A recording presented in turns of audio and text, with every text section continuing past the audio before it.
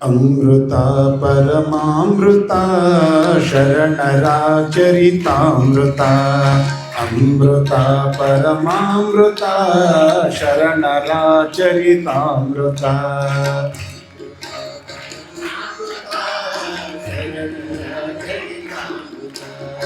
ಅಂತರಂಗದ ಅಮೃತ ಅಂತರನುಭವದ ಅಮೃತ. ಅವರ ಹಾಡ್ರಿ ಜೋರಾಗಿ. ಅಂತರಂಗದ ಅಮೃತ ಅಂತರನುಭವದ ಅಮೃತ.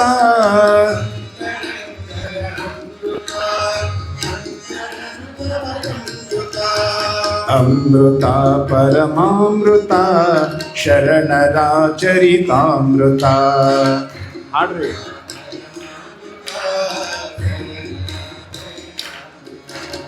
ನೀತಿ ಪ್ರೀತಿ ಭಾವ ಭಕ್ತಿ ಸುರಿಸುವ ಕರುಣಾಮೃತ.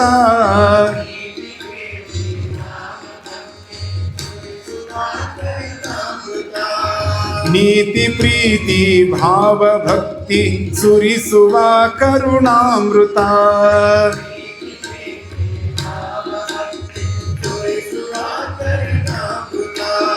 ನ್ಯಾಯ ನಿಷ್ಠೆ ಸೌಮ್ಯ ಕಾಯಕ ಕಲಿಸುವ ಜೀವಾಮೃತ.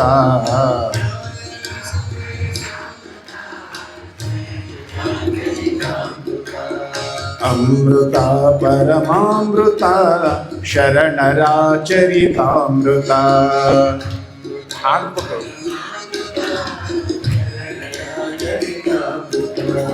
ಸಾವು ನೋವಿಗೆ ದಾರಿ ತೋರುವ ನಿತ್ಯ ನೂತನದಮೃತ.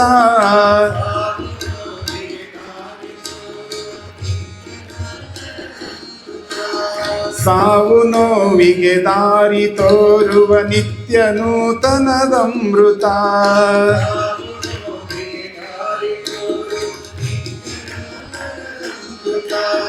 ಮನದ ಮೈಲಿಗೆ ತೊಳೆಯುವಂತಹ ಮಂಗಲದ ಮಹದಮೃತ.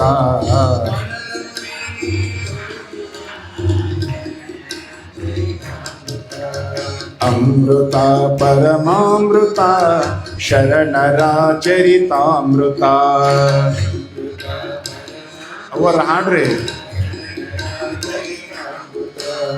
ಭಕ್ತಿಯೇ ಭಕ್ತ್ಯಾಮೃತ ಜ್ಞಾನವೇ ಜ್ಞಾನಾಮೃತ.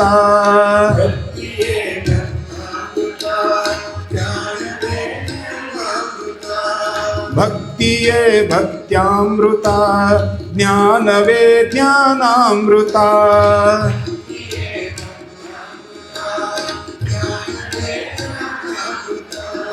ಭಕ್ತಿ ಜ್ಞಾನ ತ್ಯಾಗ ಬೆರೆತ ಶರಣರ ಚರಿತಾಮೃತ.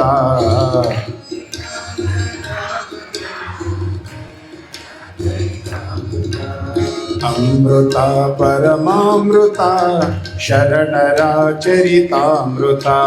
ಅಂದ್ರೆ ಜೋರಾಗಿ ಅವರ. ಅಷ್ಟಾವರಣ ಪಂಚಾಚಾರ 6 ಸ್ಥಳಗಳದಮೃತ.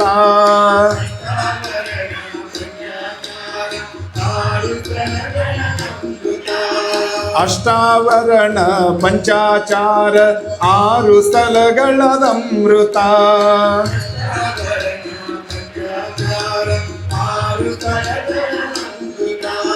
ಕಾಯಕ ದಾಸೋಹ ಸಮತೆಯ ಅನುಭವದ ಚರಿತಾಮೃತ.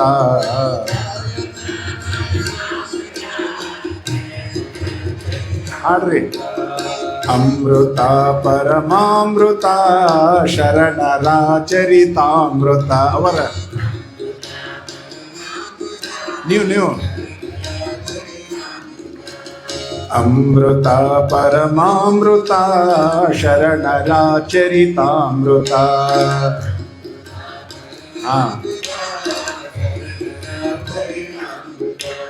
ಶರಣರ ಚರಿತಾಮೃತ ಶರಣರ ಚರಿತಾಮೃತ ಶರಣರ ಚರಿತಾಮೃತ. ಒಂದು ಚಪ್ಪಾಳೆ.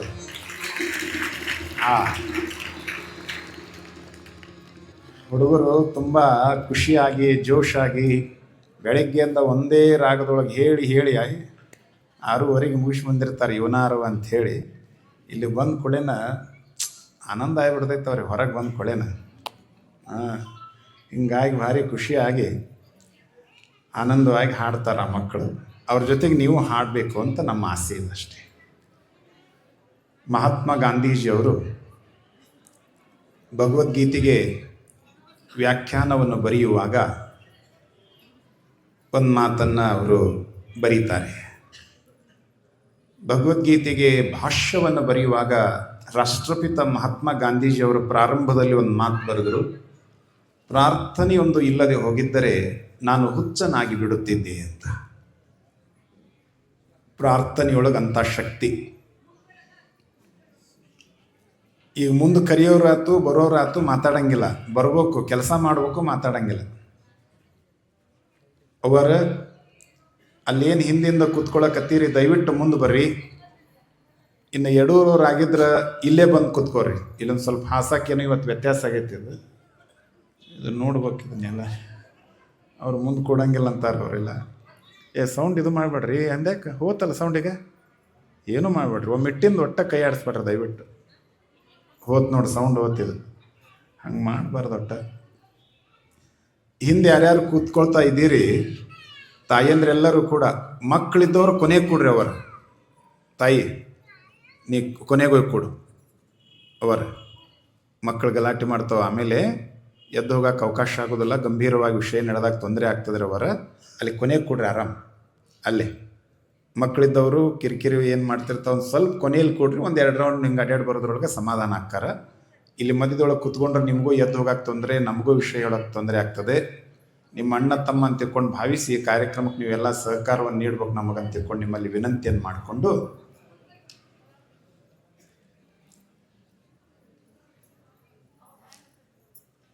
ಸದ್ಗುರುದೇವನ ಪಾದ ಕೃಪಾಶೀರ್ವಾದದ ಬಲದೊಂದಿಗೆ ನಾನು ನೀವುಗಳೆಲ್ಲರೂ ಕೂಡ ಗುಡ್ಡಾಪುರದವರ ದಾನೇಶ್ವರಿ ಅಮ್ಮನವರ ಪರಮ ಪವಿತ್ರವಾಗಿರುವ ಕಥಾಮೃತವನ್ನು ಶ್ರವಣ ಮಾಡ್ತಾ ಇದ್ದೇವೆ.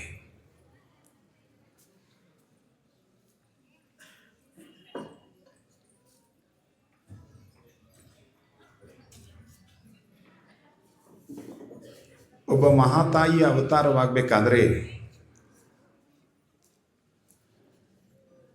ಅಲ್ಲಿ ಏನೇನು ಪ್ರಸಂಗಗಳು ನಡೀತಾವೆ, ಆ ತಂದೆ ತಾಯಿಗಳು ಮಾಡುವಂಥ ತಪಸ್ಸು ಎಂಥದ್ದು ಎನ್ನುವುದನ್ನು ನಾನು ನೀವುಗಳೆಲ್ಲ ಕಳೆದ 3 ದಿನಗಳಿಂದ ಕೇಳ್ತಾ ಇವತ್ತು 4ನೇ ದಿನಕ್ಕೆ ಗುರುಗಳ ಕೃಪಾಶೀರ್ವಾದದೊಂದಿಗೆ ಪ್ರವೇಶವನ್ನು ಮಾಡಿದ್ದೇವೆ.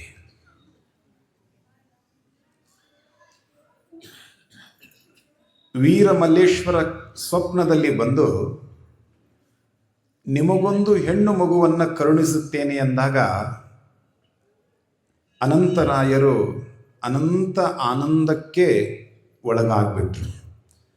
ಹೆಣ್ಣು ಮಗುವೊಂದು ಜನಿಸಿ ಬರ್ತಾ ಇದೆ ಅಂದಾಗ ನಾವೆಲ್ಲರೂ ಕೂಡ ಪ್ರೀತಿಯಿಂದ ಸ್ವಾಗತ ಮಾಡೋದು ತುಂಬ ಕಡಿಮೆ. ಇವತ್ತಿನ ವ್ಯವಸ್ಥೆಯಲ್ಲಿಯೂ ಕೂಡ ಇನ್ನು 12ನೇ ಶತಮಾನದಲ್ಲಿ ಒಂದು ಹೆಣ್ಣು ಮಗು ಜನಿಸಿ ಬರ್ತದೆ ಅಂದಾಗ ಸಾಕ್ಷಾತ್ ಪಾರ್ವತಿಯೇ ನನಗೆ ಮಗುವಾಗಿ ಬರ್ತಾ ಇದ್ದಾಳೆ ಅಂದ ಬಳಿಕ ನನಗಿಂತಲೂ ಭಾಗ್ಯವಂತರು ಈ ಪ್ರಪಂಚದಲ್ಲಿ ಬೇರೆ ಯಾರು ಇಲ್ಲ ಅಂದರು. ಹೆಣ್ಣು ಮಗು ಬೇಕು ಅಂತ ತಿಳ್ಕೊಂಡು ಬಯಸಿ ದೇವರಲ್ಲಿ ಧ್ಯಾನವನ್ನು ಮಾಡಿದವರು, ಪ್ರಾರ್ಥನೆಯನ್ನು ಮಾಡಿದವರು, ದೇವರ ಸನ್ನಿಧಾನಕ್ಕೆ ಹೋಗಿ ಹರಕೆಯನ್ನು ಹೊತ್ತವರು ತುಂಬ ಕಡಿಮೆ ಜನ ಸಿಗ್ತಾರೆ. ಇರಬಹುದು, ಇತಿಹಾಸದಲ್ಲಿ ಸಿಗೋದು ತುಂಬ ವಿರಳ, ವಿರಳಾತಿ ವಿರಳ. ಒಂದು ಕುಟುಂಬ, ಹಾಲು ಮತದ ಒಂದು ಕುಟುಂಬ. ಹಾಲು ಮತ ಅಂದರೆ ನಿಮ್ಗೆ ಗೊತ್ತಾಗ್ತದೆ. ಹಾಲು ಮತದ ಒಂದು ಕುಟುಂಬ. ಯಜಮಾನನ ಹೆಸರು ಸೋಮಪ್ಪ. ಸೋಮಪ್ಪನ ಮಡದಿ ಹೆಸರು ಹನುಮವ್ವ ಅಂತ. ಅವರಿಗೆ 2 ಗಂಡು ಮಕ್ಕಳಾಗಿದ್ದರು. 2 ಗಂಡು ಮಕ್ಕಳಾಗಿದ್ದಾರೆ. ಆದರೆ ಆ ತಾಯಿಯ ಇಚ್ಛೆ ಏನಿತ್ತು, ಹನುಮವನ ಇಚ್ಛೆ ಅಂದರೆ ನನಗೊಂದು ಹೆಣ್ಣು ಮಗು ಬೇಕು ಅಂತ. ಅಷ್ಟೊತ್ತಿಗೆ ಆ ತಾಯಿಗೆ 52 ವರ್ಷ ತುಂಬಿತ್ತು. ಕನ್ನಡದಲ್ಲಿ ಒಂದು ಗಾದೆ ಮಾತಿದೆ, 10 ಗಂಡು ಹಡಿದ್ರೂ ಬಂಜೆ ಅಂತ. ಒಂದು ಹೆಣ್ಣು ಹಡಿಲಾರ್ದನ 10 ಗಂಡು ಹಡಿದ್ರೆ ಬಂಜೆ ಅಂತ. ಮತ್ತು ಗಂಡು ಹಡ್ದವ್ರು ನೀವು ಯೋಚನೆ ಮಾಡಬೇಡ್ರಿ ನಾವು ಹೆಂಗೆ ಮಾಡೋದು ಅಂತ. ಅಕ್ಕಪಕ್ಕದಾಗಿರುವಂಥ ಹೆಣ್ಮಕ್ಳನ್ನ ನಮ್ಮ ಮಕ್ಕಳನ್ನ ತಿಳ್ಕೋಬೇಕು. ಏನ್ರಿ ಗಂಡು ಹಡ್ದವ್ರಿಗೆ ಹೇಳಿದ್ನೆ. ಆ ತಾಯಿಗೆ ಚಿಂತೆ ಆಯಿತು, ಮನೆಗೆ ಒಂದು ಹೆಣ್ಣು ಮಗು ಇರಬೇಕು ಅಂತ. ಆ ಮಗುವನ್ನು ಪಡೆದುಕೊಳ್ಬೇಕು, ನನಗೊಂದು ಹೆಣ್ಣು ಮಗು ಆಗಬೇಕಾದ್ರೆ ಏನು ಮಾಡಬೇಕು ಅಂತ ತಿಳ್ಕೊಂಡು ವಿಚಾರ ಮಾಡ್ತಾ ಚಿಂತೆಗೊಳಗಾದಾಗ ಸೋಮಪ್ಪನವರಂತಾರೆ, ಪರಮ ತಪಸ್ವಿಗಳಾಗಿರುವಂಥ ಗುರುಗಳು ನಮ್ಮ ಊರಿನಲ್ಲೇ ಇರುವಾಗ ಅಲ್ಲಿ ಇಲ್ಲಿ ಹೋಗಿ ಬೇರೆಯವರ ಸನ್ನಿಧಾನಕ್ಕೆ ಹೋಗಿ ಮೊರೆಯನ್ನು ಇಡೋದೇಕೆ, ಬಾ ಹೋಗೋಣ. ಪರಮ ತಪಸ್ವಿಗಳಾಗಿರುವಂತಹ ಹಾಲಕೆರೆಯ ಮುಪ್ಪಿನ ಬಸವಲಿಂಗ ಮಹಾಸ್ವಾಮಿಗಳು ಅಂತ ಒಬ್ಬ ದೊಡ್ಡ ತಪಸ್ವಿಗಳು. ಗರಗದ ಮಡಿವಾಳೇಶ್ವರರು, ನವಿಲುಗುಂದದ ಅಜಾತ ನಾಗಲಿಂಗೇಶ್ವರರು, ಶಿಶುನಾಳದ ಸಂತ ಶರೀಫಜ್ಜವರು, ಈ ಎಲ್ಲ ಮಹಾತ್ಮರ ಸಮಕಾಲೀನರಾಗಿರುವಂಥ ಪರಮ ತಪಸ್ವಿಗಳು ಹಾಲಕೆರೆ ಗಂಜಿಹಾಳದ ಅನ್ನದಾನೀಶ್ವರ ಶ್ರೀಮಠದ ಪರಮ ಪೂಜ್ಯರಾಗಿರುವ ಮುಪ್ಪಿನ ಬಸವಲಿಂಗ ಮಹಾಸ್ವಾಮೀಜಿಯವರು. ಅಂತಹ ಮುಪ್ಪಿನ ಬಸವಲಿಂಗ ಮಹಾಸ್ವಾಮೀಜಿಯವರ ಸನ್ನಿಧಾನಕ್ಕೆ ಶರಣ ದಂಪತಿಗಳು ಹೋದರು. ಹನುಮವ್ವನವರು ಹೋಗಿ ಮುಪ್ಪಿನ ಬಸವಲಿಂಗ ಶಿವಯೋಗಳವರ ಸನ್ನಿಧಾನದಲ್ಲಿ ಕುಳಿತುಕೊಳ್ಳುವುದೇ ತಡ, ಪೂಜ್ಯರ ಚರಣಗಳಿಗೆ ನಮಸ್ಕಾರವನ್ನು ಮಾಡಿ ಅವರು ಕುಳಿತುಕೊಳ್ಳುವಷ್ಟರಲ್ಲಿ ಗುರುಗಳು ಕೇಳಿದರು, ಯಾಕವ್ವ ಬಹಳ ದುಃಖದಾಗದೆಯಲ್ಲ, ಯಾಕ ಅಂದರು. ಅವಾಗೆಲ್ಲ ಇಷ್ಟೊಂದು ಜಾತಿ ಭೇದ ಇರಲಿಲ್ಲ. ಈಗೆಲ್ಲರೂ ನಾವು ಅವ್ರಿಗೆ ಯಾಕೆ ಹೋಗ್ಬೇಕು, ಅವ್ರ ಹತ್ರ ನಾವ್ಯಾಕೆ ಹೋಗ್ಬೇಕು, ನಮ್ಮ ಹತ್ರ ಅವ್ರು ಯಾಕೆ ಬರ್ಬೇಕು, ಈ ವ್ಯವಸ್ಥೆಗಳು ಹೆಚ್ಚಿಗೆ ಆಗಿಬಿಟ್ಟಿವಿ. ಆದರೂ ಇನ್ನೂ ಸಮಾಜ ನಮ್ಮನ್ನು ಪ್ರೀತಿ ಮಾಡ್ತಾ ಇದೆ. ಅಪ್ಪ ಅವರು ಕೇಳಿದರು, ಯಾಕವ ಹನುಮವ್ವ ಭಾಳ ಸಪ್ಪಗ ಕೂತ್ಕೊಂಡಿಯಲ್ಲವ, ಏನು ಬೇಕಾಗ್ಯದ ನಿನಗೆ? ಹನುಮವ್ನವರಂತಾರೆ, ಯಪ್ಪ ನನಗೆ ಏನು ಬೇಕಾಗಿದೆ ಏನು ಬೇಡಾಗಿದೆ, ಈ ಭಕ್ತಳ ಕೊರಗು ಏನು ಅನ್ನೋದು ನಿನಗೆ ತಿಳಿಯದೇ ಇರುವಂಥದ್ದು ಏನಿದೆ ನನ್ನಪ್ಪ? ನನ್ನ ಮನಸ್ಸಿನಲ್ಲಿರುವಂಥ ನೋವು, ನನ್ನ ಮನಸ್ಸಿನಲ್ಲಿರುವಂಥ ದುಗುಡ, ನನ್ನ ಮನದಲ್ಲಿರುವಂಥ ದುಃಖ, ನನ್ನ ಮನದಲ್ಲಿರುವಂಥ ನೋವಿನ ಛಾಯೆ ನಿನಗೆ ಕಾಣಿಸುತ್ತಿಲ್ಲವೇ ಶಿವಯೋಗಿ? ಏನು ಬೇಕು ಅಂದ್ರಪ್ಪ ಅವರು. ತಾಯಿ ಅಂತಾಳೆ, ನನ್ನಪ್ಪ ಇದು ನನ್ನ ತವರೂರು, ಇದು ನನ್ನ ತವರೂರು. ನಾನು ತವರೂರಿಗೆ ಬಂದಾಗ ಒಮ್ಮೆ ನನ್ನ ತಂದೆ ತಾಯಿಗಳು ನನ್ನ ಮಡಿಲೆ ತುಂಬ ಉಡಿಯ ತುಂಬ ಏನೆಲ್ಲ ಕೊಟ್ಟು ಕಳಿಸಿದ್ದಾರೋ ಇಲ್ಲೋ ಗೊತ್ತಿಲ್ಲ, ಅನ್ನದಾನೀಶ್ವರನ ಶ್ರೀಮಠ ಮಾತ್ರ ಮಠದ ಅಂಗಳಕ್ಕೆ ಬರುವ ಪ್ರತಿಯೊಬ್ಬ ತಾಯಂದಿರನ್ನು ಕೂಡ ತನ್ನ ಮಕ್ಕಳೆಂದು ಭಾವಿಸಿ ಅವರಿಗೆ ಹರಿಸಿರುವಂಥ ಮಹಾಮಠವಿದು.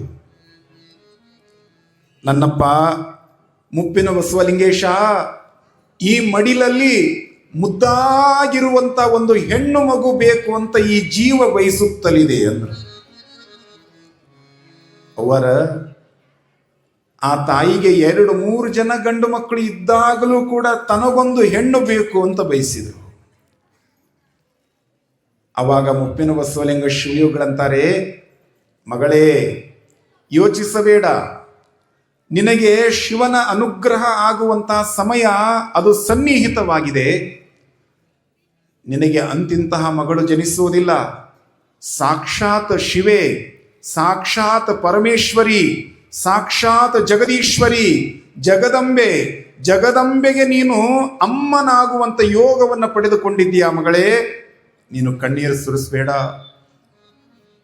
ಏನು ವ್ರತ ಮಾಡಬೇಕು, ಏನು ವ್ರತ ಮಾಡಬೇಕು ಅಂದಾಗ ನಿನಗೊಂದು ಹೆಣ್ಣು ಮಗು ಆಗುವವರೆಗೂ ನೀನು ಹೊಸ ಉಡುಗೆಗಳನ್ನು, ಹೊಸ ಬಟ್ಟೆಗಳನ್ನ ತೊಡಬಾರದು. ಹೊಸ ಬಟ್ಟೆಗಳನ್ನ ತೊಡಬಾರದು. ಉಪ್ಪು, ಖಾರ, ಹುಳಿ, ತಾಮಸ ಪದಾರ್ಥಗಳನ್ನು ಉಣಬಾರದು. ನಿತ್ಯ ನಿರಂತರವಾಗಿ ಗುರು ಲಿಂಗ ಜಂಗಮರ ಸೇವೆಯನ್ನು ಮಾಡಬೇಕು. ಅವರ ಪಾದೋದಕ ಪ್ರಸಾದವನ್ನು ಸ್ವೀಕಾರ ಮಾಡಬೇಕು. ಪ್ರತಿನಿತ್ಯ ಮಠದ ಅಂಗಳದ ಕಸವನ್ನು ಗುಡಿಸಬೇಕು. ಸೇವೆ. ಗುರುಗಳು ಹೇಳಿದರು, ಬನಶಂಕರಿಯ ಮಹಾಕ್ಷೇತ್ರಕ್ಕೆ ಪಾದಯಾತ್ರೆಯನ್ನು ಮಾಡಬೇಕು ಹುಣ್ಣಿಮೆಗೆ ಒಮ್ಮೆ ಅಂದಾಗ ಆಯ್ತು. ಹೇಗೆ? ದಂಪತಿಗಳಿಬ್ಬರು ಬರಿಗಾಲಿನಿಂದ ಹೋಗಬೇಕು, ಪಾದರಕ್ಷೆಯನ್ನು ಹಾಕುವ ಹಾಗಿಲ್ಲ. 1000 ಕಷ್ಟಗಳು ಬಂದರೂ ಕೂಡ, ಪ್ರಾಣ ಹೋಗುವ ಸಮಯ ಬಂದರೂ ಕೂಡ ಹಿಡಿದಿರುವಂಥ ವ್ರತವನ್ನು ಮಧ್ಯದಲ್ಲಿ ಬಿಡುವ ಹಾಗಿಲ್ಲ. ತಾಯಿಯ ಪಾದವನ್ನು ಮುಟ್ಟಿದ ಬಳಿಕವೇ ನಿಮ್ಮ ವ್ರತ ಪೂರ್ಣಗೊಳ್ಳುತ್ತದೆ. ಪ್ರತಿ ಹುಣ್ಣಿಮೆಗೊಮ್ಮೆ ಹೋಗಲೇಬೇಕು ಅಂದ್ರಪ್ಪ ಅವರು. ಗುರುಗಳ ಆದೇಶ. ನಾವು ಗುರುಗಳ ಸನ್ನಿಧಾನಕ್ಕೆ ಹೋಗ್ತೇವೆ ಅಂದರೆ, ಡಾಕ್ಟರ್ ಹತ್ರ ಹೋಗ್ತೇವೆ ಅಂದರೆ, ಡಾಕ್ಟರ್ ಹೇಳುವಂತಹ ಪ್ರತಿಯೊಂದು ಸಲಹೆಗಳನ್ನು ಪಾಲನೆ ಮಾಡಲೇಬೇಕು. ಗುರುಗಳ ಸನ್ನಿಧಾನಕ್ಕೆ ಹೋದಾಗ ಇಲ್ಲ, ಇಂಥ ಸಮಯಕ್ಕೆ ನೀವು ಈ ಕಾರ್ಯವನ್ನು ಮಾಡಬೇಕು ಅಂತ ತಿಳ್ಕೊಂಡು ಗುರುಗಳು ಹೇಳಿದಾಗ ಅಪ್ಪ ಅವ್ರು ಅದನ್ನು ಬಿಟ್ಟು ಬೇರೆ ಡೇಟಿಂಗ್ ಮಾಡೋಣನ್ರಿ ಅಂತ ಮತ್ತೆ ನೀವೇ ಹೇಳಬಾರ್ದು. ನೀವು ಹೇಳುವ ಹಾಗಿದ್ರೆ ಅಲ್ಲಿಗೆ ಹೋಗಬಾರ್ದು. ಶ್ರೀ ಗುರು ವಚನದಿಂದ ಅಧಿಕ ಸುದೆಯುಂಟೆ. ಶ್ರೀ ಗುರುವಿನ ವಚನ ಅಂದರೆ ಅದು ಸಾಕ್ಷಾತ್ ಪರಮಾತ್ಮನ ಮಾತು. ಗುರುಗಳು ಅಂತಂದ್ರೆ ನೋಡೋದಕ್ಕೆ ನಮ್ಮ ಹಾಗೆ ಇರ್ತಾರೆ, ನೋಡೋದಕ್ಕೆ ನಮ್ಮ ಹಾಗೇನೆ ಅವ್ರಿಗೆ 2 ಕಾಲುಗಳು 2 ಕೈಗಳು ನಮ್ಮ ಹಾಗೇನೆ ರೂಪ ಇರ್ತದೆ. ಹಾಗೆಂದ ಮಾತ್ರಕ್ಕೆ ಅವರೂ ಕೂಡ ನಮ್ಮ ಹಾಗೆ ಮನುಷ್ಯರು ಅಂತ ತಿಳ್ಕೊಂಡು ಭಾವಿಸ್ಕೋಬಾರ್ದು. ಅವರು ಸಾಕ್ಷಾತ್ ಪರಮೇಶ್ವರನ ಪರಾವತಾರಿಗಳು, ನಮ್ಮನ್ನು ಉದ್ಧರಿಸುವುದಕ್ಕಾಗಿ ಬಂದಿದ್ದಾರೆ ಅನ್ನುವಂಥ ಭಾವ ನಮ್ಮಲ್ಲಿರಬೇಕು. ಅದನ್ನೇ ಬಸವಣ್ಣನವರು ಹೇಳುತ್ತಾರೆ, ಮರಕ್ಕೆ ಬಾಯಿ ಬೇರೆಂದು ತಳಕ್ಕೆ ನೀರ ನೆರೆದರೆ ಮೇಲೆ ಪಲ್ಲವಿಸಿತ್ತು ನೋಡ. ಲಿಂಗದ ಬಾಯಿ ಜಂಗಮನೆಂದು ಪಡಿಪದಾರ್ಥವ ನೀಡಿದರೆ ಮುಂದೆ ಸಕಲಾರ್ಥವ ನೀವ. ಆ ಜಂಗಮನ ಹರನೆಂದು ಕಂಡು ನರನೆಂದು ಭಾವಿಸಿದರೆ ನಾಯಕ ನರಕ ತಪ್ಪದು ಕಾಣ ಕೂಡಲ ಸಂಗಮ ದೇವ ಅಂದ್ರೆ ಬಸವಣ್ಣ ಅವರು ನೋಡೋದಕ್ಕೆ ನಮ್ಮ ಹಾಗೆ ಇರ್ಬೋದು. ಶಿವನನ್ನು ನಾವು ನೇರವಾಗಿ ನೋಡೋದಕ್ಕೆ ಈ ಕಣ್ಣುಗಳಿಂದ ಸಾಧ್ಯವಿಲ್ಲ. ವೀರಭದ್ರ ಸ್ವಾಮಿಯ ದಿವ್ಯ ಶಕ್ತಿಯನ್ನ, ಭದ್ರಕಾಳಿ ಅಮ್ಮನವರ ದಿವ್ಯ ಶಕ್ತಿಯನ್ನ ಸಾಮಾನ್ಯವಾಗಿರುವಂಥ ಈ ಕಣ್ಣುಗಳಿಂದ ನಾವು ನೋಡೋದಕ್ಕೆ ಸಾಧ್ಯವಿಲ್ಲ. ದೇವರು ಹೇಗಿದ್ದಾನೆ ಅಂದರೆ, ದೇವರ ಶಕ್ತಿ ಹೇಗಿದೆ ಅಂದರೆ, ನಿರ್ಗುಣ ನಿರಾಕಾರನಾಗಿರುವಂಥ ಪರಮಾತ್ಮ ಸಗುಣ ಸಾಕಾರ ರೂಪದಲ್ಲಿ, ಗುರುವಿನ ರೂಪದಲ್ಲಿ ಭೂಮಿಗೆ ಬಂದಾನ ನಮ್ಮನ್ನು ಉದ್ಧಾರ ಮಾಡೋದಕ್ಕಂತ ನಾವು ತಿಳ್ಕೋಬೇಕು. ಮತ್ತು ಅವ ಪರಮಾತ್ಮ ಎಲ್ಲಿದಾನ? ನಮ್ಮ ಒಳಗ ಅದಾನ, ನಮ್ಮೊಳಗ ಅದಾನ, ಎಲ್ಲರ ಒಳಗೂ ಅದಾನ. ಎಲ್ಲರ ಒಳಗೂ ಇರುವಂಥ ಪರಮಾತ್ಮನನ್ನ ನಾವು ಕಾಣಬೇಕಾಗಿತ್ತಂದ್ರ ಗುರುವಿನ ಅನುಗ್ರಹ ಬೇಕು. ಈ ಕೈಗಳಿಂದ ಆ ಶಕ್ತಿಯನ್ನು ಮುಟ್ಟೋದಕ್ಕಾಗೋದಿಲ್ಲ, ಈ ಕಣ್ಣುಗಳಿಂದ ಆ ಶಕ್ತಿಯನ್ನು ನೋಡೋದಕ್ಕಾಗೋದಿಲ್ಲ, ಈ ಮಾತುಗಳಿಂದ ಆ ದೇವರ ಶಕ್ತಿಯನ್ನು ವರ್ಣನೆ ಮಾಡೋದಕ್ಕಾಗೋದಿಲ್ಲ. ಅವ ಹೇಗಿದ್ದಾನೆ? ನಿಜಗುಣ ಶ್ರೀಗಳವರು ಹೇಳ್ತಾರೆ, ಮಾತು ಮನಂಗಳಿಂದ ತತ್ತ ಮೀರಿದ ಸಾತಿಶಯದ ನಿರುಪಾದಿಕ ನಿರ್ಮಲ ಜ್ಯೋತಿ ಬೆಳಗುತ್ತಿದೆ, ವಿಮಲ ಪರಂಜ್ಯೋತಿ ಬೆಳಗುತ್ತಿದೆ ಅಂದ್ರೆ ಅವ್ರು ನಿಜಗುಣ ಶ್ರೀಗಳವರು. ಅದು ಮಾತು ಮನಂಗಳಿಂದ ಅತ್ತತ್ತ ಈ ಇಂದ್ರಿಯಗಳಿಗೆ ಗೋಚರವಾಗುವಂಥದ್ದಲ್ಲ, ಇಂದ್ರಿಯಾತೀತವಾಗಿರುವಂಥ ಅವ್ಯಕ್ತವಾಗಿರುವ ಅಗೋಚರವಾಗಿರುವಂಥ ಶಕ್ತಿ ಅದು ನಮ್ಮೊಳಗ ಐತಿ. ಮಣ್ಣ ಬಿಟ್ಟು ಮಡಿಕೆ ಇಲ್ಲ, ತನ್ನ ಬಿಟ್ಟು ಏನ್ರಪ್ಪ ಹೇಳ್ರಿ, ದೇವರಿಲ್ಲ. ಮಣ್ಣ ಬಿಟ್ಟು ಮಡಿಕೆ ಇಲ್ಲ, ತನ್ನ ಬಿಟ್ಟು ದೇವರಿಲ್ಲ. ಈಗ ನೀವೆಲ್ಲ ದೇವಸ್ಥಾನಕ್ಕೆ ಬಂದಿರಿ, ಬಂದ ತಕ್ಷಣ ನೀವೆಲ್ಲ ಮೊದಲಿಗೆ ಬಂದಿರಿ ಬಹಳ ಭಕ್ತಿಯಿಂದ, ಹಣೆ ತುಂಬ ವಿಭೂತಿ ಹಚ್ಕೊಂಡು, ಸಿಂಧೂರ ತಿಲಕವನ್ನು ಇಟ್ಕೊಂಡು, ಅರಿಶಿಣವನ್ನು ಇಟ್ಕೊಂಡು, ಗಂಧವನ್ನು ಹಚ್ಕೊಂಡು ನೀವೆಲ್ಲ ಬಂದಿದ್ದೀರಿ. ಬಂದ ತಕ್ಷಣ ನೇರವಾಗಿ ವಿರೂಪಾಕ್ಷನ ಸನ್ನಿಧಾನಕ್ಕೆ ಹೋಗ್ತೀರಿ, ಭದ್ರಕಾಳಿ ಅಮ್ಮನವರ ಸನ್ನಿಧಾನಕ್ಕೆ ಹೋಗ್ತೀರಿ ತಾವೆಲ್ಲ. ಈಗ ಅಷ್ಟು ದೂರದಿಂದ ನೀವು ಬಂದಿರುವುದು ಯಾಕೆ ದೇವಾಲಯಕ್ಕೆ? ಇಲ್ಲಿಂದ ನೀವು ಶ್ರೀಶೈಲಕ್ಕೆ ಪಾದಯಾತ್ರೆಯನ್ನು ಮಾಡ್ತೀರಿ. ಯಾಕೆ ಮಾಡ್ತೀರಿ? ಶ್ರೀಶೈಲಕ್ಕೆ ಪಾದಯಾತ್ರೆ ಹೋಗ್ತೀರಲ್ಲ, ಯಾಕೆ ಹೋಗ್ತೀರಿ? ಮಲ್ಲಯ್ಯನ ನೋಡೋದಕ್ಕೆ ಹೋಗ್ತಿರೋ ಇಲ್ಲೋ? ಗಾಬರಿ ಆಗ್ಬಿಡ್ರಿ, ಹೋಗೋರದ ಅದಿರ ಎಲ್ಲಿ ಇದ್ರೊಳಗೆ ಹೋಗ್ಲಿ ಬಿಡ್ರಿ, ಮಲ್ಲಯ್ಯ ದೂರ ಆಯಿತು. ವಿರೂಪಾಕ್ಷನ ಸನ್ನಿಧಾನಕ್ಕೆ ಬರ್ತೀರಿ. ಯಾಕೆ ಬಂದಿರಿ ನೀವು? ವಿರೂಪಾಕ್ಷ ಲಿಂಗವನ್ನು ನೋಡಕ್ಕೆ ಬಂದಿರಿಲ್ಲ, ದರ್ಶನ ಮಾಡೋದಕ್ಕೆ ಬಂದಿರಿಲ್ಲ, ಭದ್ರಕಾಳಿ ಅಮ್ಮನವರನ್ನು ನೋಡುವುದಕ್ಕಾಗಿ ತಾವು ಬಂದಿರೋ ಇಲ್ಲೋ? ಅಲ್ವಾ? ನೋಡುವುದಕ್ಕಾಗಿ ಬಂದಿರಿ.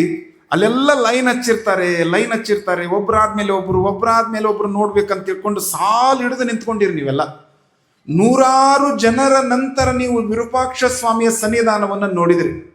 ನೋಡಿದ ಕೂಡ್ಲೇನೆ ನಿಮಗೆ ಗೊತ್ತಾಗದ ಹಾಗೆ, ನಿಮಗೆ ಗೊತ್ತಿಲ್ಲದ ಹಾಗೆ ನಿಮ್ಮ ಎರಡು ಕೈಗಳು ಇಲ್ಲಿಗೆ ಬರ್ತಾನೆ ನೋಡ್ರಿ. ನೀವೇನು ಪ್ರಯತ್ನ ಮಾಡಂಗಿಲ್ಲ. ಹಿಂಗೆ ಮಾಡ್ತೀರ, ನೀನು ಜಿಮ್ ಮಾಡಿದಾಗ ಹಿಂಗೆ ಮಾಡ್ತೀರ. ಇವತ್ತೊಬ್ಬರು ಗುರುಗಳು ಮಾಡಕತ್ತಿದ್ರಲ್ಲಿ ನಮ್ಮ ರೂಮ್ನ್ಯಾಗ ಹಿಂಗೆ ಮಾಡಕತ್ತಿದ್ರು. ನಿಮಗೆ ಗೊತ್ತೇ ಆಗೋದಿಲ್ಲ. ಇದು ನೋಡ್ರಿ, ನಮ್ಮ ಜನ್ಮ ಜನ್ಮಾಂತರದಿಂದ ಬಂದಿರುವ ಸಂಸ್ಕಾರ ಇದು ನಮ್ಮ ಭಾರತೀಯರಲ್ಲಿ. ನೀವು ದೇವರ ಸನ್ನಿಧಾನಕ್ಕೆ ಹೋದ್ಕೊಳ್ಳೆ ಕರಗಳನ್ನು ಜೋಡಿಸಿದ್ರಿ, ಕೈ ಮುಗಿದ್ರಿಲ್ಲವರ, ಕೈ ಮುಗಿದ್ರಿ, ಕೈ ಮುಗಿದಿರಿ. ವಿರೂಪಾಕ್ಷ ಸ್ವಾಮಿಯನ್ನು ನೋಡಿರಿ, ವೀರಭದ್ರ ಸ್ವಾಮಿಯನ್ನ ನೋಡ್ಬೇಕಂತನ ಬಂದವರು, ಭದ್ರಕಾಳಿ ಅಮ್ಮನವರನ್ನ ನೋಡ್ಬೇಕಂತನ ಬಂದವರು. ನೋಡಿದ ಕೂಡಲೇ ಕೈ ಮುಗಿದ್ರಿ. ಕೈ ಮುಗಿದಿಂದ ಏನ್ ಮಾಡ್ತೀರವರ? ಕಣ್ಣು ಮುಚ್ತೀರಿಲ್ಲ? ಕಣ್ಣು ಮುಚ್ತೀರಿ. ಯಾಕೆ ಮುಚ್ತೀರಿ? ಹಿಂದಿಂದ ಮುಚ್ಕೊಂತ ಬಂದಾರ್ರಿ, ನಾವು ಬಿಡಬಾರ್ದು ಅಂತೇಳಿ ಮುಚ್ಕೊಂತ ಹೊಂಟೀವ್ರಿ, ಕಣ್ಣು ಮುಚ್ಕೊಂತ ಹೊರಟೀವ್ರಿ. ಯಾಕೆ ಮುಚ್ಚಿದ್ರಿ ತಿಳ್ಕೊಬೇಕು ನೋಡ್ರಿ. ತಿಳ್ಕೊಳ್ಳಿಲ್ಲ ಅಂದ್ರೆ ಏನಾಗತ್ತೆ ಗೊತ್ತನ್ರಿ? ಎಲ್ಲ ಮೌಢ್ಯತೆ ಅಂತ ಹೇಳಿಬಿಡ್ತಾರೆ. ನಾವು ತಿಳ್ಕೊಬೇಕು, ತತ್ವ ತಿಳ್ಕೊಬೇಕು, ಸ್ವಲ್ಪ ಸ್ವಲ್ಪ ತಿಳ್ಕೊ. ವೀರಭದ್ರ ಸ್ವಾಮಿಯನ್ನ, ಭದ್ರಕಾಳಿ ಅಮ್ಮನವರನ್ನ ನೋಡಿದ ಕೂಡಲೇ ನೀವು ಕಣ್ಣು ಮುಚ್ಚಿದ್ರಿ. ನೋಡ್ಬೇಕಂತನ ಬಂದವರು ನೋಡಿದ ಕೂಡಲೇ ಕಣ್ಣು ಮುಚ್ಚಿದ್ರಿ. ಕಣ್ಣು ಮುಚ್ಚಿದಾಗಲೂ ಕೂಡ ನಿಮಗೆ ವೀರಭದ್ರ ಸ್ವಾಮಿ ಕಾಣಕತ್ತನೋ ಇಲ್ಲೋ, ಭದ್ರಕಾಳಿ ಅಮ್ಮನವರು ಕಾಣ್ತಾ ಇದ್ದಾರೋ ಇಲ್ಲೋ ಕಣ್ಣು ಮುಚ್ಚಿದಾಗನು? ಹಾಗಾದ್ರೆ ವೀರಭದ್ರ ಸ್ವಾಮಿ, ಭದ್ರಕಾಳಿ ಅಮ್ಮನವರು ಎಲ್ಲಿದಾರಪ್ಪ ಅಂದ್ರ ಅಲ್ಲಿಲ್ಲ, ನಿಮ್ಮ ಹೃದಯದೊಳಗನ ಅವ್ರದಾರ. ನಿಮ್ಮ ಹೃದಯದೊಳಗ ಅವರದಾರ. ತನ್ನ ತಾನಾರೆಂದು ತಿಳಿದು ನೋಡಿದೊಡೆ ತಾನೇ ದೇವ ನೋಡ, ಅಪ್ರಮಾಣ ಕೂಡಲ ಸಂಗಮ ದೇವ ಅಂತ. ಈ ಕಡೆ ನೋಡ್ರಿ, ಮಾಂಜರಿಯ ಪೂಜ್ಯರು ಬಂದರು, ರಾಷ್ಟ್ರ ಸಂತರು, ಪರಮ ಪೂಜ್ಯರ ಪಾದಗಳಿಗೆ ಅನಂತ ದೀರ್ಘದಂಡ ಪ್ರಣಾಮಗಳನ್ನು ಸಮರ್ಪಣೆಯನ್ನು ಮಾಡ್ತಾ ಒಮ್ಮೆ ಜೋರಾಗಿ ಚಪ್ಪಾಳೆಯನ್ನು ತಟ್ಟಿ ಗುರುಗಳನ್ನು ಸ್ವಾಗತವನ್ನು ಮಾಡೋದು. ಈ ಕಡೆ ಹಾಗಾದ್ರೆ ದೇವ್ರು ಎಲ್ಲಿದನ್ರಿ? ಅವರ ಎಲ್ಲಿದನ್ರಿ ಗೊತ್ತಾಯ್ತಾ? ಕಣ್ಣು ಮುಚ್ಚಿದಾಗ್ಲೂ ನಿಮ್ಮ ಒಳಗಡೆ ದೇವ್ರು ಕಾಣ್ತಾನೆ ಇಲ್ಲೋ? ಕಾಣ್ತಾ ಇದ್ದ. ನಂದು ಬಳಿಕ ದೇವ್ರು ಎಲ್ಲಿದಾನ? ಒಳಗದಾನ. ಒಳಗಡೆ ಇರುವಂತ ದೇವರನ್ನ ತೋರಿಸುವವರು ಯಾರು? ಸದ್ಗುರು ದೇವರು. ಅವರು ಏನು ಹೇಳ್ತಾರೆ ಅದು ನಮಗೆ ವೇದಕ್ಕಿಂತಲೂ ದೊಡ್ಡದು ಅನ್ನುವಂಥ ಭಾವ ಇರ್ಬೇಕು ನಮಗೆ. ಮತ್ತೆ ಹಿಂಗ್ಯಾಕ್ರಿ ಅಪ್ಪ ಅವ್ರು ಅಂತ ಪ್ರಶ್ನೆ ಮಾಡುವಂಗಿಲ್ಲ, ಎಂದೂ ಪ್ರಶ್ನೆ ಮಾಡುವಂಗಿಲ್ಲ. ಯಾವಾಗಲೂ ಅವ್ರ ಆದೇಶ ಆಯಿತು ಅಂದ್ರೆ ಮುಗಿತ್ರಿಪ್ಪ. ಅವರು ಪರಮಾತ್ಮನ ಸ್ವರೂಪಿಗಳು ಅಂತ ನಾವು ತಿಳ್ಕೋಬೇಕು. ನೋಡಾಕ ನಮ್ಮ ಹಾಗೆ ಇರ್ತಾರೆ. ಈಗ ಅಂಗನವಾಡಿ ಒಳಗೆ 1ನೇ ಕ್ಲಾಸ್ನೊಳಗೆ ಓದಬೇಕಾದ್ರೆ ಗುರುಗಳು ಏನು ಮಾಡ್ತಾರೆ? ಪಾಟಿ ಅಂತಿದ್ವು ಅವಾಗೆಲ್ಲ. ನೀವೇನಂತೀರಿ? ಈ ಕಡೆ ಪಾಟಿ ಅಂತಾರೆ. ಪಾಟಿ ಅಂತಿದ್ದು, ಅದ್ರ ಜೊತೆಗೆ ಅದ್ರ ಮೇಲೆ ಬರೆಯೋದಕ್ಕೆ ಪೆನ್ಸಿಲ್ ಹಿಂಗೆಲ್ಲ ಇರ್ತಿತ್ತು, ಚಾಪೀಸ್ ಅದಾವು. ಗುರುಗಳು ಏನು ಮಾಡ್ತಿದ್ರು? ನಮ್ಮನ್ನೆಲ್ಲ ತಮ್ಮ ತೊಡೆ ಮೇಲೆ ಕೂಡಿಸ್ಕೊಂಡು ಅಥವಾ ನಮ್ಮ ಪಕ್ಕದಲ್ಲಿ ಕೂತ್ಕೊಂಡು, ಅವಾಗೆಲ್ಲ ಇಷ್ಟೆಲ್ಲ ಬೆಂಚ್ ಇದ್ದಿದ್ದಿಲ್ಲ, ಈಗೆಲ್ಲ ಬೆಂಚು ಇದೆಲ್ಲ ಇದ್ದಿದ್ದಿಲ್ಲ. ಸರಿಗೆ ಒಂದು ಕುರ್ಚಿ ಇದ್ರೆ ದೊಡ್ಡ ಪವಾಡ ಆಗಿನ ಕಾಲಕ್ಕೆ ಕೂಡಕ್ಕೆ. ಈಗ ನೀವು ಕುರ್ಚಿ ಎಲ್ಲಾರ್ದು ಕೆಳಗೆ ಕೂಡ್ಲಾರ್ದು ಮಂದಿ ಆಗಿಬಿಟ್ರಿ, ನೀವು ಚೇರ್ಮನ್ ಆಗಿಬಿಟ್ರಿ ಈಗ ಅಷ್ಟರು. ನೋಡ್ರಿ, ಪಾಟಿ ತಗೊಂಡು ಗುರುಗಳು ನಮ್ಮ ಕೈ ಹಿಡಿದು ಅವರು ಬರೆಸ್ತಿರ್ತಾರೆ. ಏನಂತ ಬರ್ಸಿದ್ರು? ಅಂತ ಬರ್ಸಿದ್ರು. ಬರೀತಾರ. ನಮ್ಮನ್ನ ಕೈ ಹಿಡಿದು ಅವರು ತೀಡಿಸ್ತಿರ್ತಾರೆ. ಅಂದ್ರೆ ಹುಡುಗ ನೋಡ್ತು ಸಾರ್ ನೀವು ನನ್ನ ಕ್ಲಾಸ್ಮೇಟಾ ಅಂತ ಕೇಳ್ತದೆ. ನೀವು ಬರಿತಾ ಇದ್ದೀರಿ, ನಾನು ಬರಿತಾ ಇದ್ದೆ. ಅವರು ಯಾಕೆ ಅಂತ ತಿಳ್ಕೊಂಡು ನಮ್ಮನ್ನು ಕೈ ಹಿಡಿದು ಬರ್ಸಾಕತ್ತಾರ, ನಮ್ಮ ಜೊತೆ ಕೆಳಗೆ ಕೂತಾರ ಅಂದ್ಕೊಳ್ಳಿ. ನಮ್ಮ ಕ್ಲಾಸ್ಮೇಟ್ ಅಲ್ಲವರು, ನಮ್ಮ ಹಾಗೆ ಮನುಷ್ಯರಲ್ಲವರು. ನೋಡೋದಕ್ಕೆ ಮನುಷ್ಯರಾಗಿರ್ಬೋದು, ಆದ್ರೆ ಸಾಕ್ಷಾತ್ ಪರಮಾತ್ಮನ ಸ್ವರೂಪಿಗಳು. ಹರ ತನ್ನ ರೂಪವ ತೋರಬೇಕೆಂದು ಧರೆಗೆ ಗುರುವಾಗಿ ಬಂದ ಚನ್ನಬಸವಣ್ಣವರು. ಹಾಗಾಗಿ ಹಾಲಕೆರೆಯ ಗಂಜಿಹಾಳದ ಶ್ರೀಪೀಠದ ಒಡೆಯರಾಗಿರುವಂಥ ಮುಪ್ಪಿನ ಬಸವಲಿಂಗ ಶಿವಯೋಗಿಗಳು ಹೇಳ್ತಾರೆ ಹನುಮವ್ವನಿಗೆ, ಬನದ ಶಂಕರಿಯ ತಾಯಿಯ ಸನ್ನಿಧಾನಕ್ಕೆ ನೀನು ಹೋಗಬೇಕು ಅಂದಾಗ ಅಲ್ಲಿ ಪ್ರಶ್ನೆ ಇಲ್ಲ. ಹುಣ್ಣಿಮೆ ಪ್ರಾರಂಭ ಬಂತು. ಗಂಡ ಹೆಂಡತಿ ಇಬ್ಬರು ಪಾದಯಾತ್ರೆ ಪ್ರಾರಂಭ ಮಾಡಿದರು. ಪಾದಯಾತ್ರೆ, ಬರಿಗಾಲಿಂದ ಪಾದಯಾತ್ರೆ. ಬರಿಗಾಲಿಂದ ಯಾವುದಕ್ಕಾಗಿ ಪಾದಯಾತ್ರೆ? ನನಗೆ ಹೊಲ ಸಿಗಬೇಕು, ಮನೆ ಸಿಗಬೇಕು, ಇನ್ನಷ್ಟು ಐಶ್ವರ್ಯ ಸಿಗಬೇಕು, ಸಂಪತ್ತು ಸಿಗಬೇಕು, ಬೆಳ್ಳಿ ಬಂಗಾರ ಮುತ್ತು ರತ್ನಗಳನ್ನ ಹಾಕ್ಕೊಂಡು ವಯ್ಯಾರದಿಂದ ನಾನು ಊರೊಳಗೆ ಮೆರಿಬೇಕು ಅನ್ನೋದಕ್ಕಾಗಿ ಪಾದಯಾತ್ರೆ ಅಲ್ಲ. ಆ ತಾಯಿ ಪಾದಯಾತ್ರೆಯನ್ನು ಮಾಡ್ತಾ ಇರೋದು ಪಾರ್ವತಿಯ ಪ್ರತಿಸ್ವರೂಪಿಣಿ ಆಗಿರುವಂತಹ ಮಗುವೊಂದನ್ನು ನಾನು ಪಡೆದುಕೊಳ್ಳಬೇಕು, ಈ ಹೆಣ್ಣು ಮಗು ನನಗೆ ಬೇಕು ಅಂತ. ನಿಮಗೆಲ್ಲ ಗೌರವ ಬಂದಿದ್ದು ಯಾವಾಗ ಗೊತ್ತೇನೋ? 12ನೇ ಶತಮಾನದ ಬಸವಣ್ಣನವರಿಂದ. ಅವರ ಪೂರ್ವದಲ್ಲಿ ಬಹುತೇಕ ಹೆಣ್ಣು ಮಕ್ಕಳಿಗೆ ಸ್ವಾತಂತ್ರ್ಯತೆ ಇರಲಿಲ್ಲ. ಇಷ್ಟೆಲ್ಲ ಸ್ವತಂತ್ರವಾಗಿ ನೀವು ಬದುಕುವುದಕ್ಕೆ ಅವಕಾಶಗಳಿರಲಿಲ್ಲ. ಇವತ್ತು ಹೆಣ್ಣು ಮಕ್ಕಳು ಇಲ್ಲದೇ ಇರುವಂಥ ಕ್ಷೇತ್ರವನ್ನು ನಾವು ನೋಡೋದಕ್ಕಾಗೋದಿಲ್ಲ. ಇವತ್ತು ಹೆಣ್ಣು ಮಕ್ಕಳು ಪ್ರೊಫೆಸರ್ ಆಗಿದ್ದಾರೆ, ಇವತ್ತು ಹೆಣ್ಣು ಮಕ್ಕಳು ಪೈಲಟ್ ಆಗಿದ್ದಾರೆ, ಇವತ್ತು ಹೆಣ್ಣು ಮಕ್ಕಳು ಡ್ರೈವರ್ಗಳಾಗಿದ್ದಾರೆ, ಏನೆಲ್ಲ ಉನ್ನತ ಬ್ಯಾಂಕ್ ಮ್ಯಾನೇಜರ್ಗಳಾಗಿದ್ದಾರೆ. ಮತ್ತು ಉನ್ನತ ಅಷ್ಟೇ ಅಲ್ಲ, ನಮ್ಮ ದೇಶದ ರಾಷ್ಟ್ರಪತಿಯ ಗದ್ದುಗೆಯೊಳಗೆ ಯಾರು ಕುಂತಾರ್ರಿ? ಅವರು ಯಾರು ಕುಂತಾರ್ರಿ? ಅವ್ರು ಹೇಳಕತ್ತಾರ. ನೀವು ಮನಸ್ಸಾಗವಲ್ದ ನಿಮಗೆ? ಭಾಳ ಬಿಗಿ ನೀವು ತಾಯಂದ್ರು. ಯಾರದಾರ ಅವರ? ನಾವ ಅಂತ ಹೇಳ್ಬೇಕು. ನಿಮ್ಮ ಪಕ್ಕಿನಲ್ಲ ಅವರು, ನಿಮ್ಮವರೇ ಅಲ್ವಾ? ದ್ರೌಪದಿ ಮುರ್ಮು ನೋಡ್ರಿ, ರಾಷ್ಟ್ರಪತಿಯ ಸ್ಥಾನ ಅಂದ್ರೆ ನಮ್ಮ ದೇಶದ ಮೊಟ್ಟ ಮೊದಲ ಪ್ರಜೆ, ಘನತವೆತ್ತ ರಾಷ್ಟ್ರಪತಿಯ ಸ್ಥಾನದೊಳಗೆ ದ್ರೌಪದಿ ಮುರ್ಮು ಅವ್ರು ಕುಂತಾರಪ್ಪ ಅಂದ್ರೆ ರಾಷ್ಟ್ರಪತಿಯ ಗದ್ದುಗೆಯನ್ನು ನೀವು ಅಲಂಕಾರ ಮಾಡಿಬಿಟ್ರಿ ನೋಡ್ರಿ. ಮತ್ತೆ ನಮ್ಮ ದೇಶದ ಹಣಕಾಸು ಸಚಿವರು ಯಾರದಾರ್ರಿ? ಯಾರ್ರಿ? ಇದು ಒಂದು ಹೇಳಿದ್ರು ನೋಡ್ರಿ. ಅಂದ್ರೆ ಇದನ್ನು ನೀವು ಮನ್ಯಾಗ ನೀವು ಪಾಲನೆ ಮಾಡ್ತೀರಿ, ಇದು ನೀವು ಗೃಹ ಮಂತ್ರಿ ಆಗಿರ್ತೀರಿ.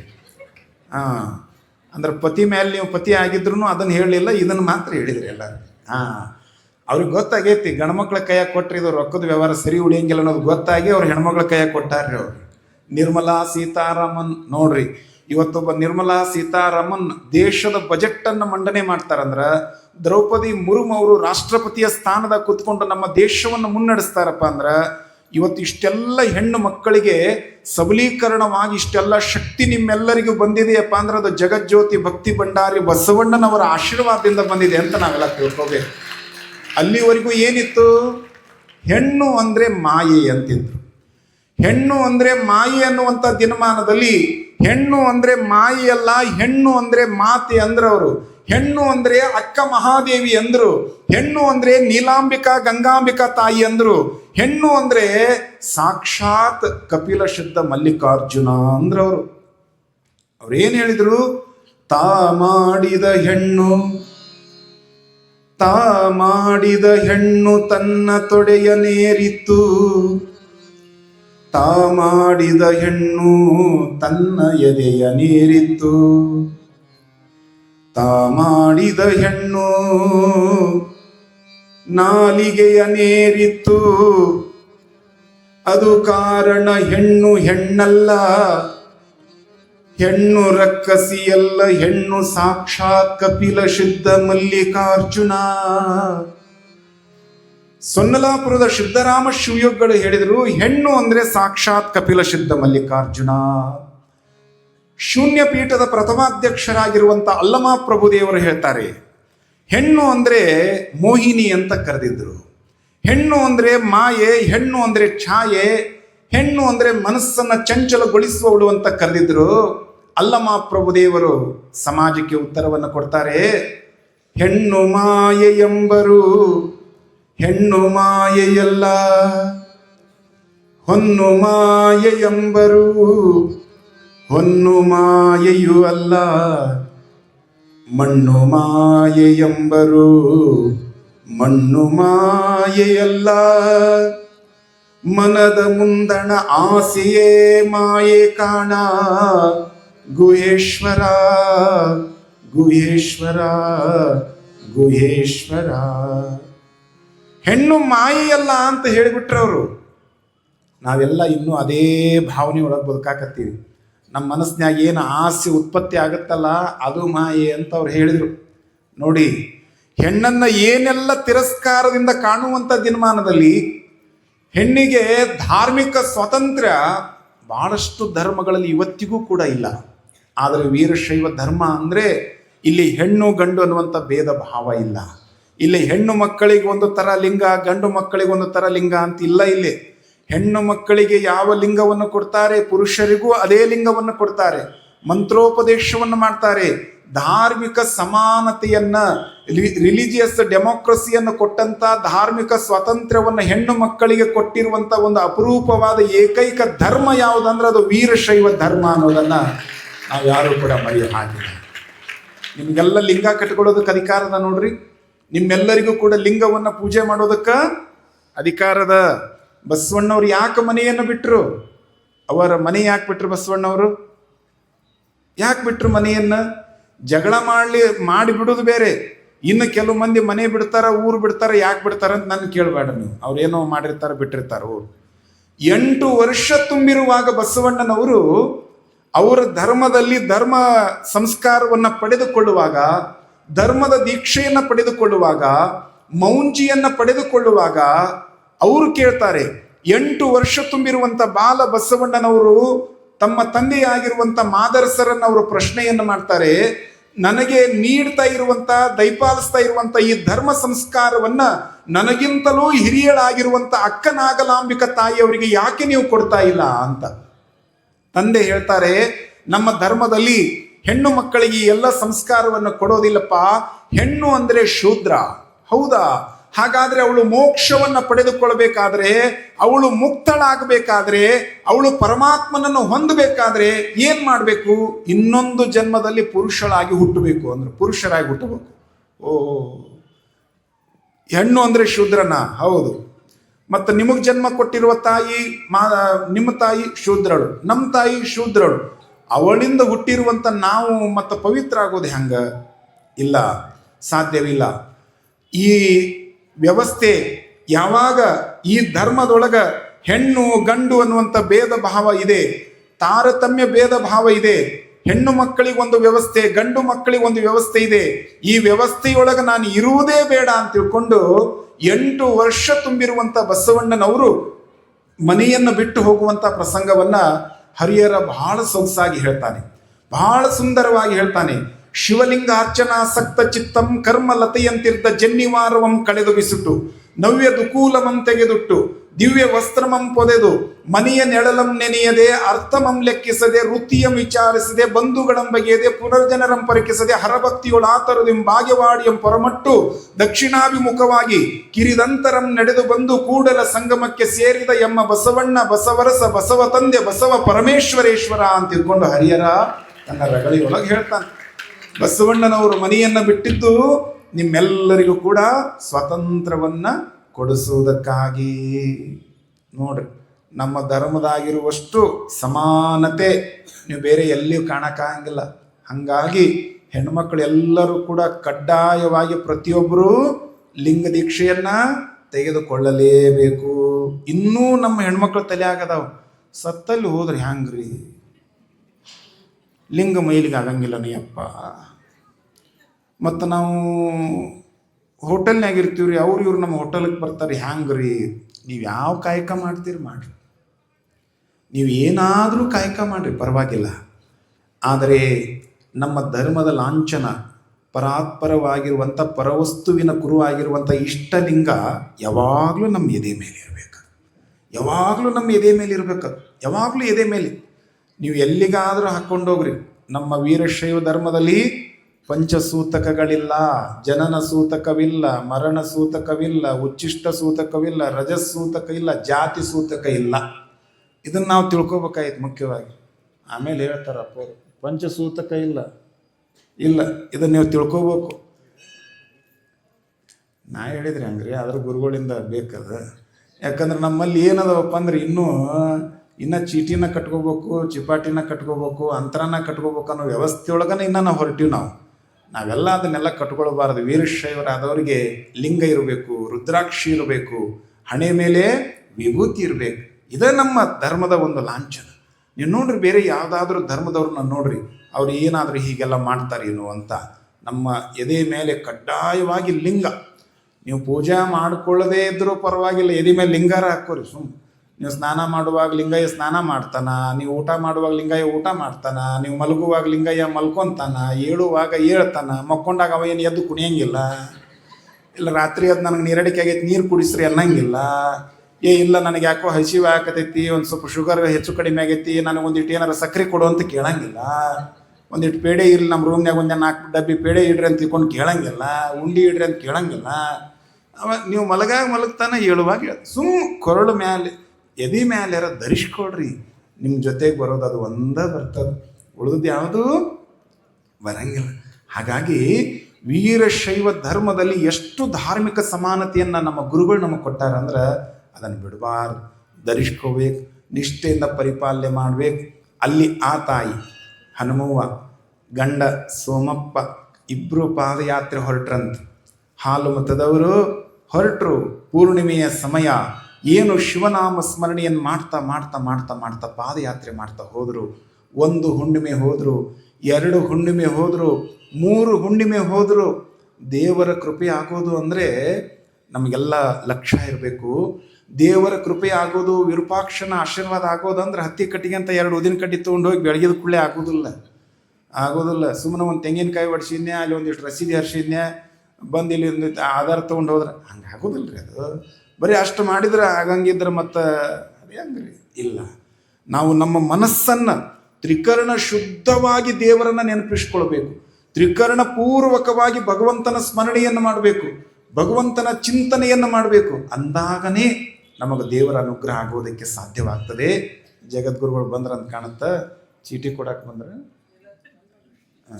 ಅಣ್ಣವ್ರು ಬಂದ್ರೆ ಫೋನ್ ಹಿಡ್ಕೊಂಡು ಇದು ನಮ್ಮ ಮಂದೇನ್ರಿ ಇದು ಒಟ್ಟು ನೋಡ್ರಿ ಅವರ ದೇವರ ಅನುಗ್ರಹ ಆಗಬೇಕಾಗಿತ್ತು ಅಂದರೆ ಈ ತನು ಮನವನ್ನು ನಾವು ಸಂಪೂರ್ಣವಾಗಿ ಪರಮಾತ್ಮನಿಗೆ ಅರ್ಪಣೆ ಮಾಡಬೇಕು. ಸಂಪೂರ್ಣವಾಗಿ ಇದು ಶರೀರ ನನ್ನದಲ್ಲಪ್ಪ ಅನ್ನುವಂಥ ಭಾವಕ್ಕೊಳಗಾಗಬೇಕು.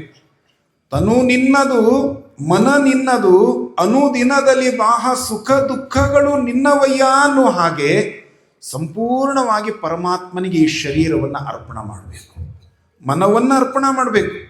ಅಂದಾಗಲೇ ದೇವರ ಕೃಪಾಶೀರ್ವಾದ. ಹೋದರು 1 ದಿನ ಅಲ್ಲ, 2 ದಿನ ಅಲ್ಲ, 1 ಹುಣ್ಣಿಮೆ ಅಲ್ಲ, 2 ಹುಣ್ಣಿಮೆ ಅಲ್ಲ, ಹೋದರು 12 ವರ್ಷ ಅಂದ್ರೆ ಒಂದು ಪಟ್ಟ. ಆಗಲೇ 50 ವರ್ಷ 60 ವರ್ಷ ತಾಯಿಗೆ ತುಂಬಕ್ಕೆ ಬಂದಿತ್ತು. ಆದರೆ ಇಟ್ಟಿರುವಂಥ ನಿಷ್ಠೆ, ಜಗನ್ಮಾತೆಯ ಮೇಲೆ, ಬನದ ಶಂಕರಿಯ ಮೇಲೆ ಗುರುಗಳು ಆದೇಶ ಮಾಡಿರುವಂತಹ ಆ ವಾಕ್ಯದ ಮೇಲೆ, ಗುರುವಿನ ಮಹಾವಾಕ್ಯದ ಮೇಲೆ ಇಟ್ಟಿರುವಂಥ ನಿಷ್ಠೆ, ಇಂದಿಲ್ಲ ನಾಳೆ ಜಗನ್ಮಾತೆಯ ಕರುಣೆ ನನಗಾಗ್ತದೆ ಅನ್ನುವಂಥ ನಂಬಿಕೆ ಅದ ನೋಡ್ರಿ. ಆ ನಂಬಿಕೆ ಫಲವನ್ನು ಕೊಡ್ತಾರೆ. ಅದನ್ನೇ ಬಸವಣ್ಣವ್ರು ಹೇಳಿದ್ದು, ನಂಬರು ನೆಚ್ಚರು ಬರಿದೆ ಕರೆವರು ನಂಬಲರಿಯರಿ ಲೋಕದ ಮನುಜರು ನಂಬಿ ಕರೆದರೆ ಓ ಎನ್ನನೆ ಶಿವನು, ನಂಬದೆ ನೆಚ್ಚದೆ ಬರಿದೆ ಕರೆವವರ ಕೊಂಬ ಮೆಟ್ಟಿ ಕೂಗೆಂದ ನಮ್ಮ ಕೂಡಲ ಸಂಗಮ ದೇವ ಅಂದ್ರು. ನಮಗೆ ನಂಬಿಕೆ ಇರಬೇಕು.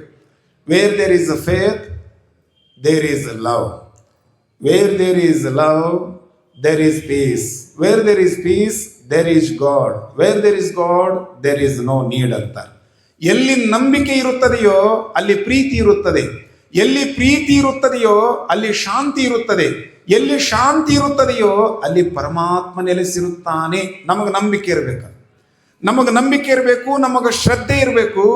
ನಮ್ಮ ನಂಬಿಕೆ, ನಮ್ಮ ಶ್ರದ್ಧೆ ಹೇಗಿರ್ಬೇಕಪ್ಪ ಅಂದ್ರೆ ಅದು 100% ಆಗಿರ್ಬೇಕು. ಹೊರತಾದ್ರೆ ಒಂದಿಷ್ಟು ಕಡಿಮೆ ಆದರೂ ಕೂಡ ಪರಮಾತ್ಮನ ಆಶೀರ್ವಾದ ಆಗಂಗಿಲ್ಲ. ಹಳೆಯ ಕಾಲದಾಗ ನಮ್ಮಪ್ಪ ಒಂದು ಕತೆ ಹೇಳ್ತಿದ್ದು, ಸುಮ್ಮನೆ ನಿಮಗೆ ಅದನ್ನು ನೆನಪು ಮಾಡಿಕೊಡಿ. ನಂಬಿಕೆ ಎಷ್ಟು ಕೆಲಸ ಕೊಡ್ತದೆ ನಮಗೆ ನಂಬಿಕೆ ಅನ್ನೋದು. ತಿಮ್ಮ ಹೊಸದಾಗಿ ಮದುವೆ ಆಗಿದ್ದ. ಹೊಸದಾಗಿ ಮದುವೆ ಆದಾಗ ಜೀವನ ಭಾಳ ಚಂದ ಇರ್ತೈತೆ ನೋಡ್ರಿ, ಭಾಳ ಚಂದ ಇರ್ತೈತೆ.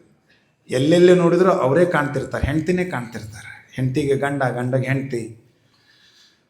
ಅವಾಗ ಎದುರಿಗೆ ಯಾರು ಬಂದ್ರೂ, ತಾಯಿ ಬಂದ್ರೂ ಏನ ಅಂತಂದಂಗೆ ಆಗುತ್ತೆ, ಅವಳ ಬಂದಂಗೆ ಆಗುತ್ತೆ. ಕಣ್ಣಲ್ಲೂ ನೀನೇ ಮನದಲ್ಲೂ ನೀನೇ ಎಲ್ಲೆಲ್ಲೂ ನಿನ್ನೆ ಕಾಣುವೆ ಅಂತೇಳಿ ಗುರು ಕಿರಣ್ ಬರ್ತಾರೆ. ಪ್ರೇಮ್ ಎಲ್ಲೆಲ್ಲಿ ನೋಡಿದ್ರು ಅವಳೇ ಕಾಣ್ತಿರ್ತಾಳೆ ಮೊದಲಿಗೆ, ಮತ್ತದು ಆಮೇಲೆ ಹಂಗಿರೋದಿಲ್ಲ. ಮದುವೆ ಆಗಿದ್ದ, ಏನು ಹೊಸದಾಗಿ ಸಿನಿಮಾ ಬಂತು, ಕಾಂತಾರ ಚಾಪ್ಟರ್ 1 ಬಂತು. ಅವಾಗ ಹೆಂಡತಿ ಹೇಳಿದ್ಲು, ಏನ್ರಿ ಮತ್ತು ಏನಿಲ್ಲ, ಮತ್ತು ಕಾಂತಾರ ಭಾಳ ಚೆನ್ನಾಗಿ ಮಾಡ್ಯಾರ, ಭಾಳ ಎಲ್ಲರೂ ಹೇಳಕತ್ತಾರ, ಭಾಳ ಟೀಸರ್ ಎಲ್ಲ ನೋಡೀನಿ, ಎಲ್ಲ ಅಡ್ವರ್ಟೈಸ್ ಬರಾಕತ್ತಾವು. ಮತ್ತು ಹೋಗುಣ್ರಿ, ನಾಳೆ ಬಿಡುಗಡೆ ಆಗ್ತಾಯಿದೆ, ಹೋಗುಣ್ರಿ. ಅವ ಅಂದ, ಇಲ್ಲಿಲ್ಲ, ಮೊದಲ ದಿನ 2ನೇ ದಿವಸ ಬ್ಯಾಡ, ಒಂದು ವಾರ ಭಾಳ ರಶ್ ಇರ್ತಾವು, ಒಂದು ವಾರ 15 ದಿನ ಆಗಿಂದ ಹೋಗೋನು, ಒಂದು ವಾರ 15 ದಿನ ಆಗಿಂದ ಹೋಗೋಣ ಅಂದ್ಕೊಳಕ್ಕೆ ಅಂದು. ನನಗೆ ಗೊತ್ತೈತಿ ಎಲ್ಲರೂ ಸಿನಿಮಾ ನೋಡಿ ಬಂದು ಹೇಳಿಂದ ಅವ್ರ ಕತೆ ಕೇಳೋದು ಪುರಾಣಕ್ಕೆ ಹೋಗೋದು ಸಿನಿಮಾಕ್ಕೆ. ನಾನು ಹಣೆ ಬರಂಗ ನಮ್ಮ ಸೋದರ ಮಾವನ ಮದುವೆ ಆಗ್ಬೇಕಂದೆ. ಹೆಣ್ಮಕ್ಳ ಕಣ್ಣೀರಿಗೆ ಸೋಲದೇ ಇರುವಂಥ ಗಣಮಗನ ಈ ಭೂಮಿ ಮೇಲೆ ಯಾರೂ ಇಲ್ಲ. ಎಂತೆಂಥವೆಲ್ಲ ಅಳಗ್ಯಾಡಿ ಹೋಗ್ಯಾವ. ಸೀತಾಮಾತೆಗೆ ವನವಾಸಕ್ಕೆ ಹೋದ್ರೆ ಚಂದಿದ್ಲು ಹೆಣ್ಮಗಳು, ವನವಾಸಕ್ಕೆ ಹೋದ್ರೆ ಆರಾಮಿದ್ಲು. ಮಾಯಾಮೃಗದ ಸ್ವರೂಪದಲ್ಲಿ ಬಂಗಾರದ ಜಿಂಕೆಯಾಗಿ ಬಂದ್ಬಿಡ್ತು. ಬಂಗಾರದ ಜಿಂಕೆ ಬೇಕು ಅಂತ ಆಸೆ ಪಟ್ಲು. ರಾಮ ಹೇಳಿದ ಇರಾಕ್ ಸಾಧ್ಯ ಇಲ್ಲ ಸೃಷ್ಟಿಯೊಳಗೆ ಬಂಗಾರದ ಜಿಂಕೆ, ಬೇಡ ಅಂದ. ಇಲ್ಲ ಬೇಕು. ಅಳ ಕತ್ಕೊಂಡು ಹೋದ ಮುಂದೆ ಅದು ಬಾಣ ಬಿಟ್ಕೊಂಡು ಹಾ ಲಕ್ಷ್ಮಣ ಹಾ ಸೀತೆ ಅಂತ ಅದು ಸತ್ತು ಹೋತದು. ಅದು ರಾಮನ ಧ್ವನಿಯೊಳಗೆ ಕೂಗ್ತದು. ಅದು ಸೀತಾಮಾತೆಗೆ ಕೇಳಿದ ತಕ್ಷಣ ಲಕ್ಷ್ಮಣನಿಗೆ ಹೇಳಿದ್ಲಂತೆ, ನಿನ್ನ ಅಣ್ಣನಿಗೇನೋ ತೊಂದರೆ ಬಂದಿದೆ ಹೋಗು ಅಂತ. ಲಕ್ಷ್ಮಣ ಹೇಳಿದ, ಇದು ನನ್ನ ಅಣ್ಣನ ಧ್ವನಿ ಅಲ್ಲ ಮಾತೆ, ಬೇಡ, ನೀನು ಹೋಗದೆ ಇರೋದು ನೋಡಿದ್ರೆ ನನಗೆ ಯಾಕೋ ನಿನ್ನ ಮೇಲೆ ಸಂಶಯ ಬರ್ತಾ ಇದೆ ಅಂದಾಗ ಲಕ್ಷ್ಮಣಂದ, ಆಯ್ತು ಬಿಡವ ಹೋಗ್ತೀನಿ ನಾನು ಅಂದ. ಒಂದು ರೇಖೆಯನ್ನು ಏರಿದ ಲಕ್ಷ್ಮಣ. ಯಾವ ರೇಖೆ ಅದು? ಈಗ ನೀವೆಲ್ಲ ಇರುವಿಗೆ ಹಾಕ್ತೀರ ಅದನ್ನು. ಎಲ್ಲಿಗೆ ಬಂತು ನೋಡ್ರಿ.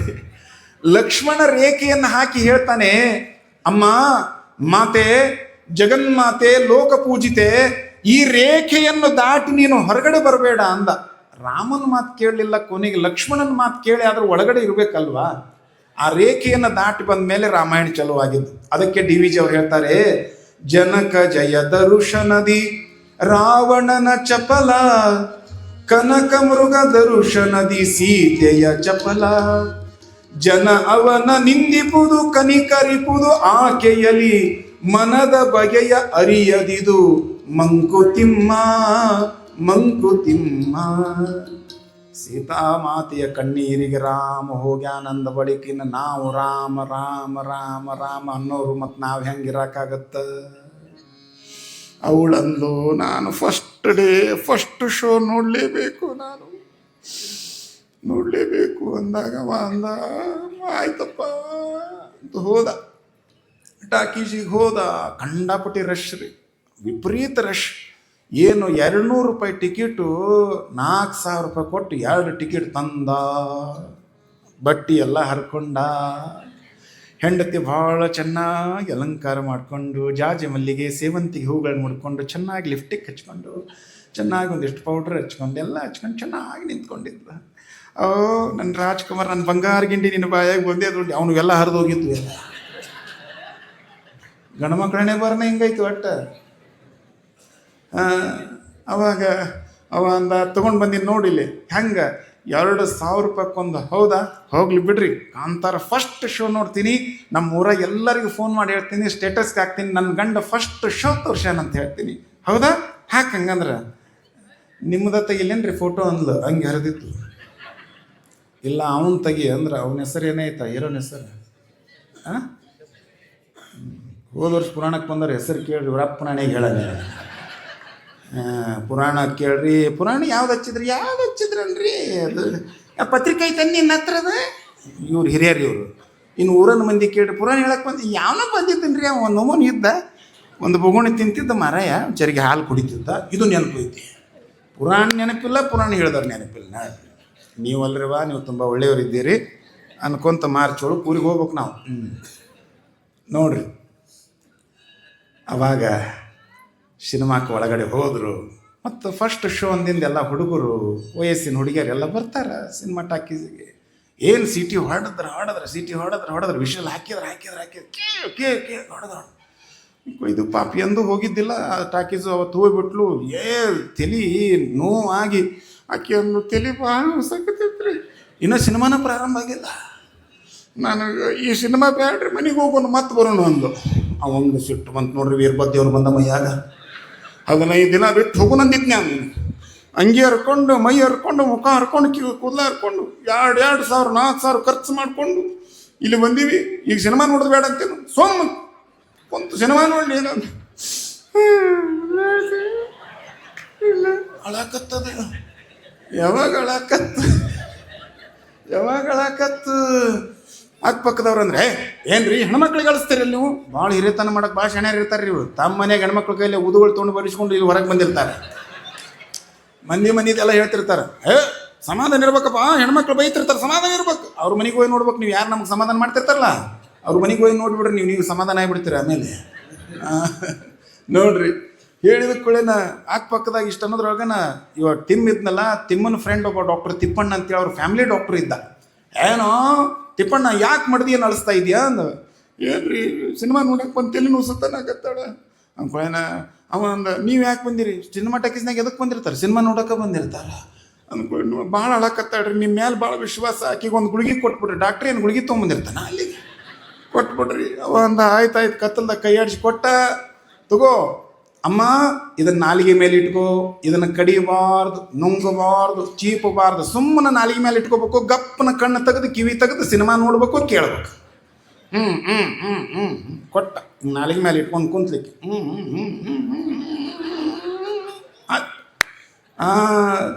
ಸಿನಿಮಾ ಮುಗಿ ತಿಪ್ಪಣ್ಣಗ ತಿಮ್ಮಂದ, ಏನು ಗುಳಿಗೆ ಕೊಟ್ರಿ ನನ್ನ ಮಡದಿಗೆ? ಅಬ್ಬಬ್ಬಬ್ಬಬ್ಬಬ್ಬ ಅಳಿಗಾಡ್ಲಾರ್ದಂಗೆ ಸುಮ್ಮನೆ ಕುಂತಾಳೆ. ಎಂಥ ಗುಳಿಗೆ? ಅವ ಅಂದ, ಮರ ಗುಳಿಗೆಲ್ಲ ನಾನು ಹಂಗೆ ಗುಂಡಿ ಐತೆ ಅದು ತೆಗೆದುಕೊಡು ಅಂದ ಅವ.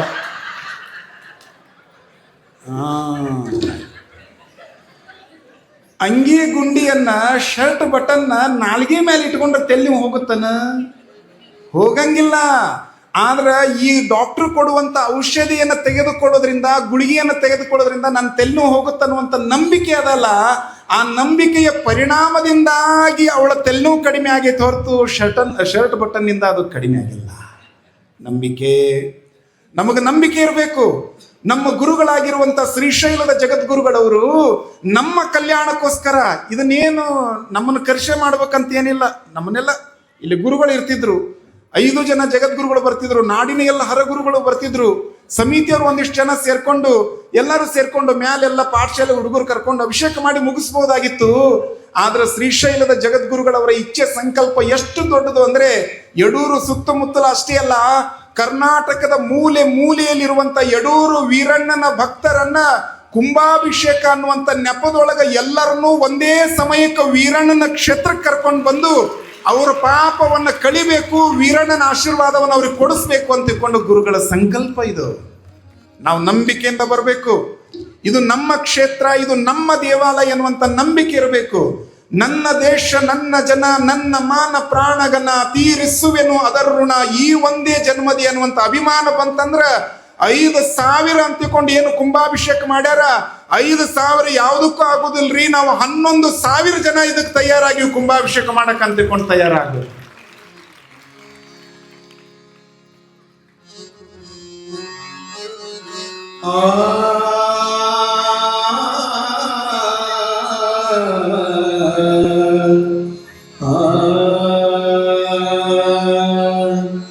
ದೇವನಿನ್ನ ನೆನಪಿನಲ್ಲಿ ಮನವರಿಸೋ, ದಿನವು ಬಾಳ ಬೆಳಗಿಸೋ ದೇವಾ, ಮನವರಿಸೋ. ದೇವನಿನ್ನ ನೆನಪಿನಲ್ಲಿ, ದೇವನಿನ್ನ ನೆನಪಿನಲ್ಲಿ ಮನವರಿಸೋ, ದೇವನಿನ್ನ ನೆನಪಿನಲ್ಲಿ ಮನವರಿಸೋ, ದಿನವು ಬಾಳ ಬೆಳಗಿಸೋ ದೇವಾ, ಮನವರಿಸೋ ದೇವಾ, ಮನವರಿಸೋ.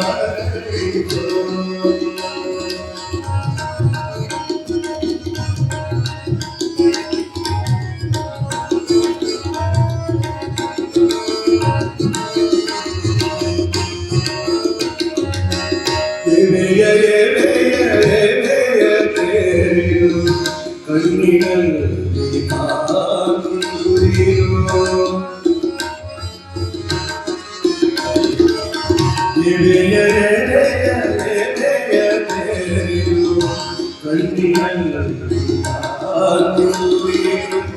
ಭಾವದಲ್ಲಿ ರೂಪ ಮರೆದು ಭಾವದಲ್ಲಿ ರೂಪ ಮರೆದು ಮನವರಳಿದೋ ದೇವ ಬಾಳಬೆಳಗಿದೋ ದೇವ ಬಾಳಬೆಳಗಿದೋ ದೇವ ನಿನ್ನ ನೆನಪಿನಲ್ಲಿ ದೇವ ನಿನ್ನ ನೆನಪಿನಲ್ಲಿ ಮನವರಳಿದೋ ದಿನವೂ ಬಾಳ ಬೆಳಗಿದೋ ದೇವ ಮನವರಳಿದೋ.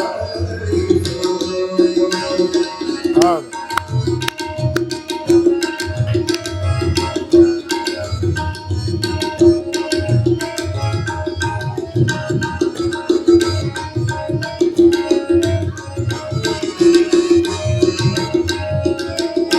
ಉದಯದಲ್ಲಿ ತಲೆ ಮಾಡಿಸೋ ನಿನ್ನ ಬಗೆ ಬೆಳಗಿಸೋ.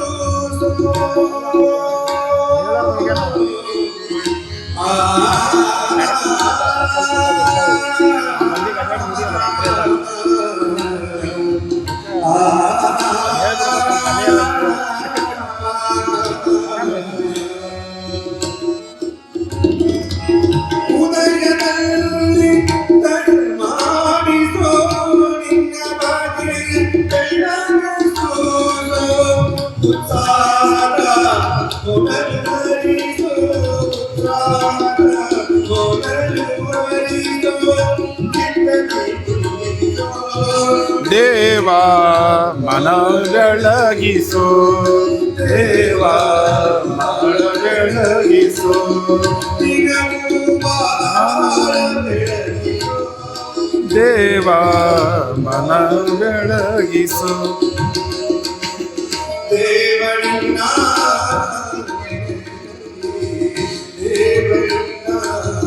ನೆನಹಿನಲ್ಲಿ ಮನ ಬೆಳಗಿಸೋ ದೇವ ಮನ ಬೆಳಗಿಸೋ.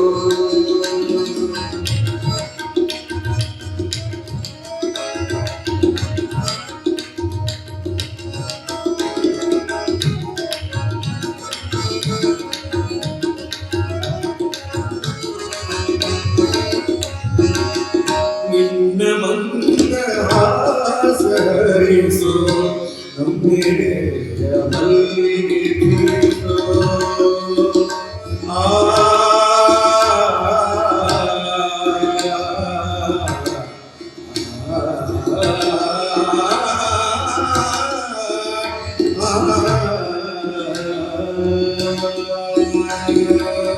ನಿನ್ನ ಮಂದಹಾಸ ಹರಿಸೋ ನಮ್ಮೆಡೆಯ ಮಲ್ಲಿಗೆ ಬೀಸೋ. ಎಲ್ಲೆಡೆ ಕಪ್ಪನ್ನು ಪಸರಿಸೋ.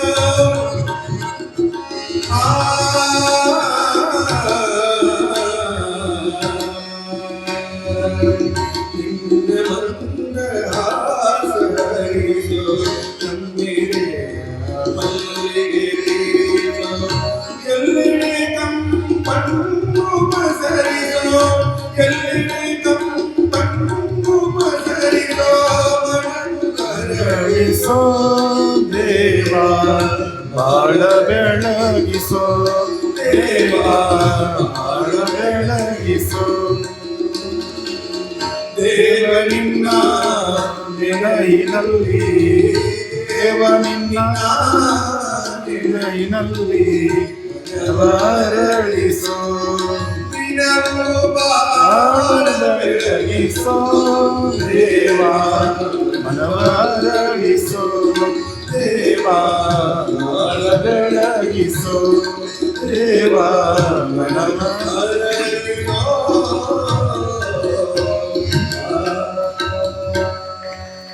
ಅನುಭವ ಬನಶಂಕರಿ ತಾಯಿಯ ಸನ್ನಿಧಾನಕ್ಕೆ 12 ವರ್ಷಗಳವರೆಗೆ ಸುಮಾರು 108 ಪೂರ್ಣಿಮೆ ಪಾದಯಾತ್ರೆ ಮಾಡಿದರು.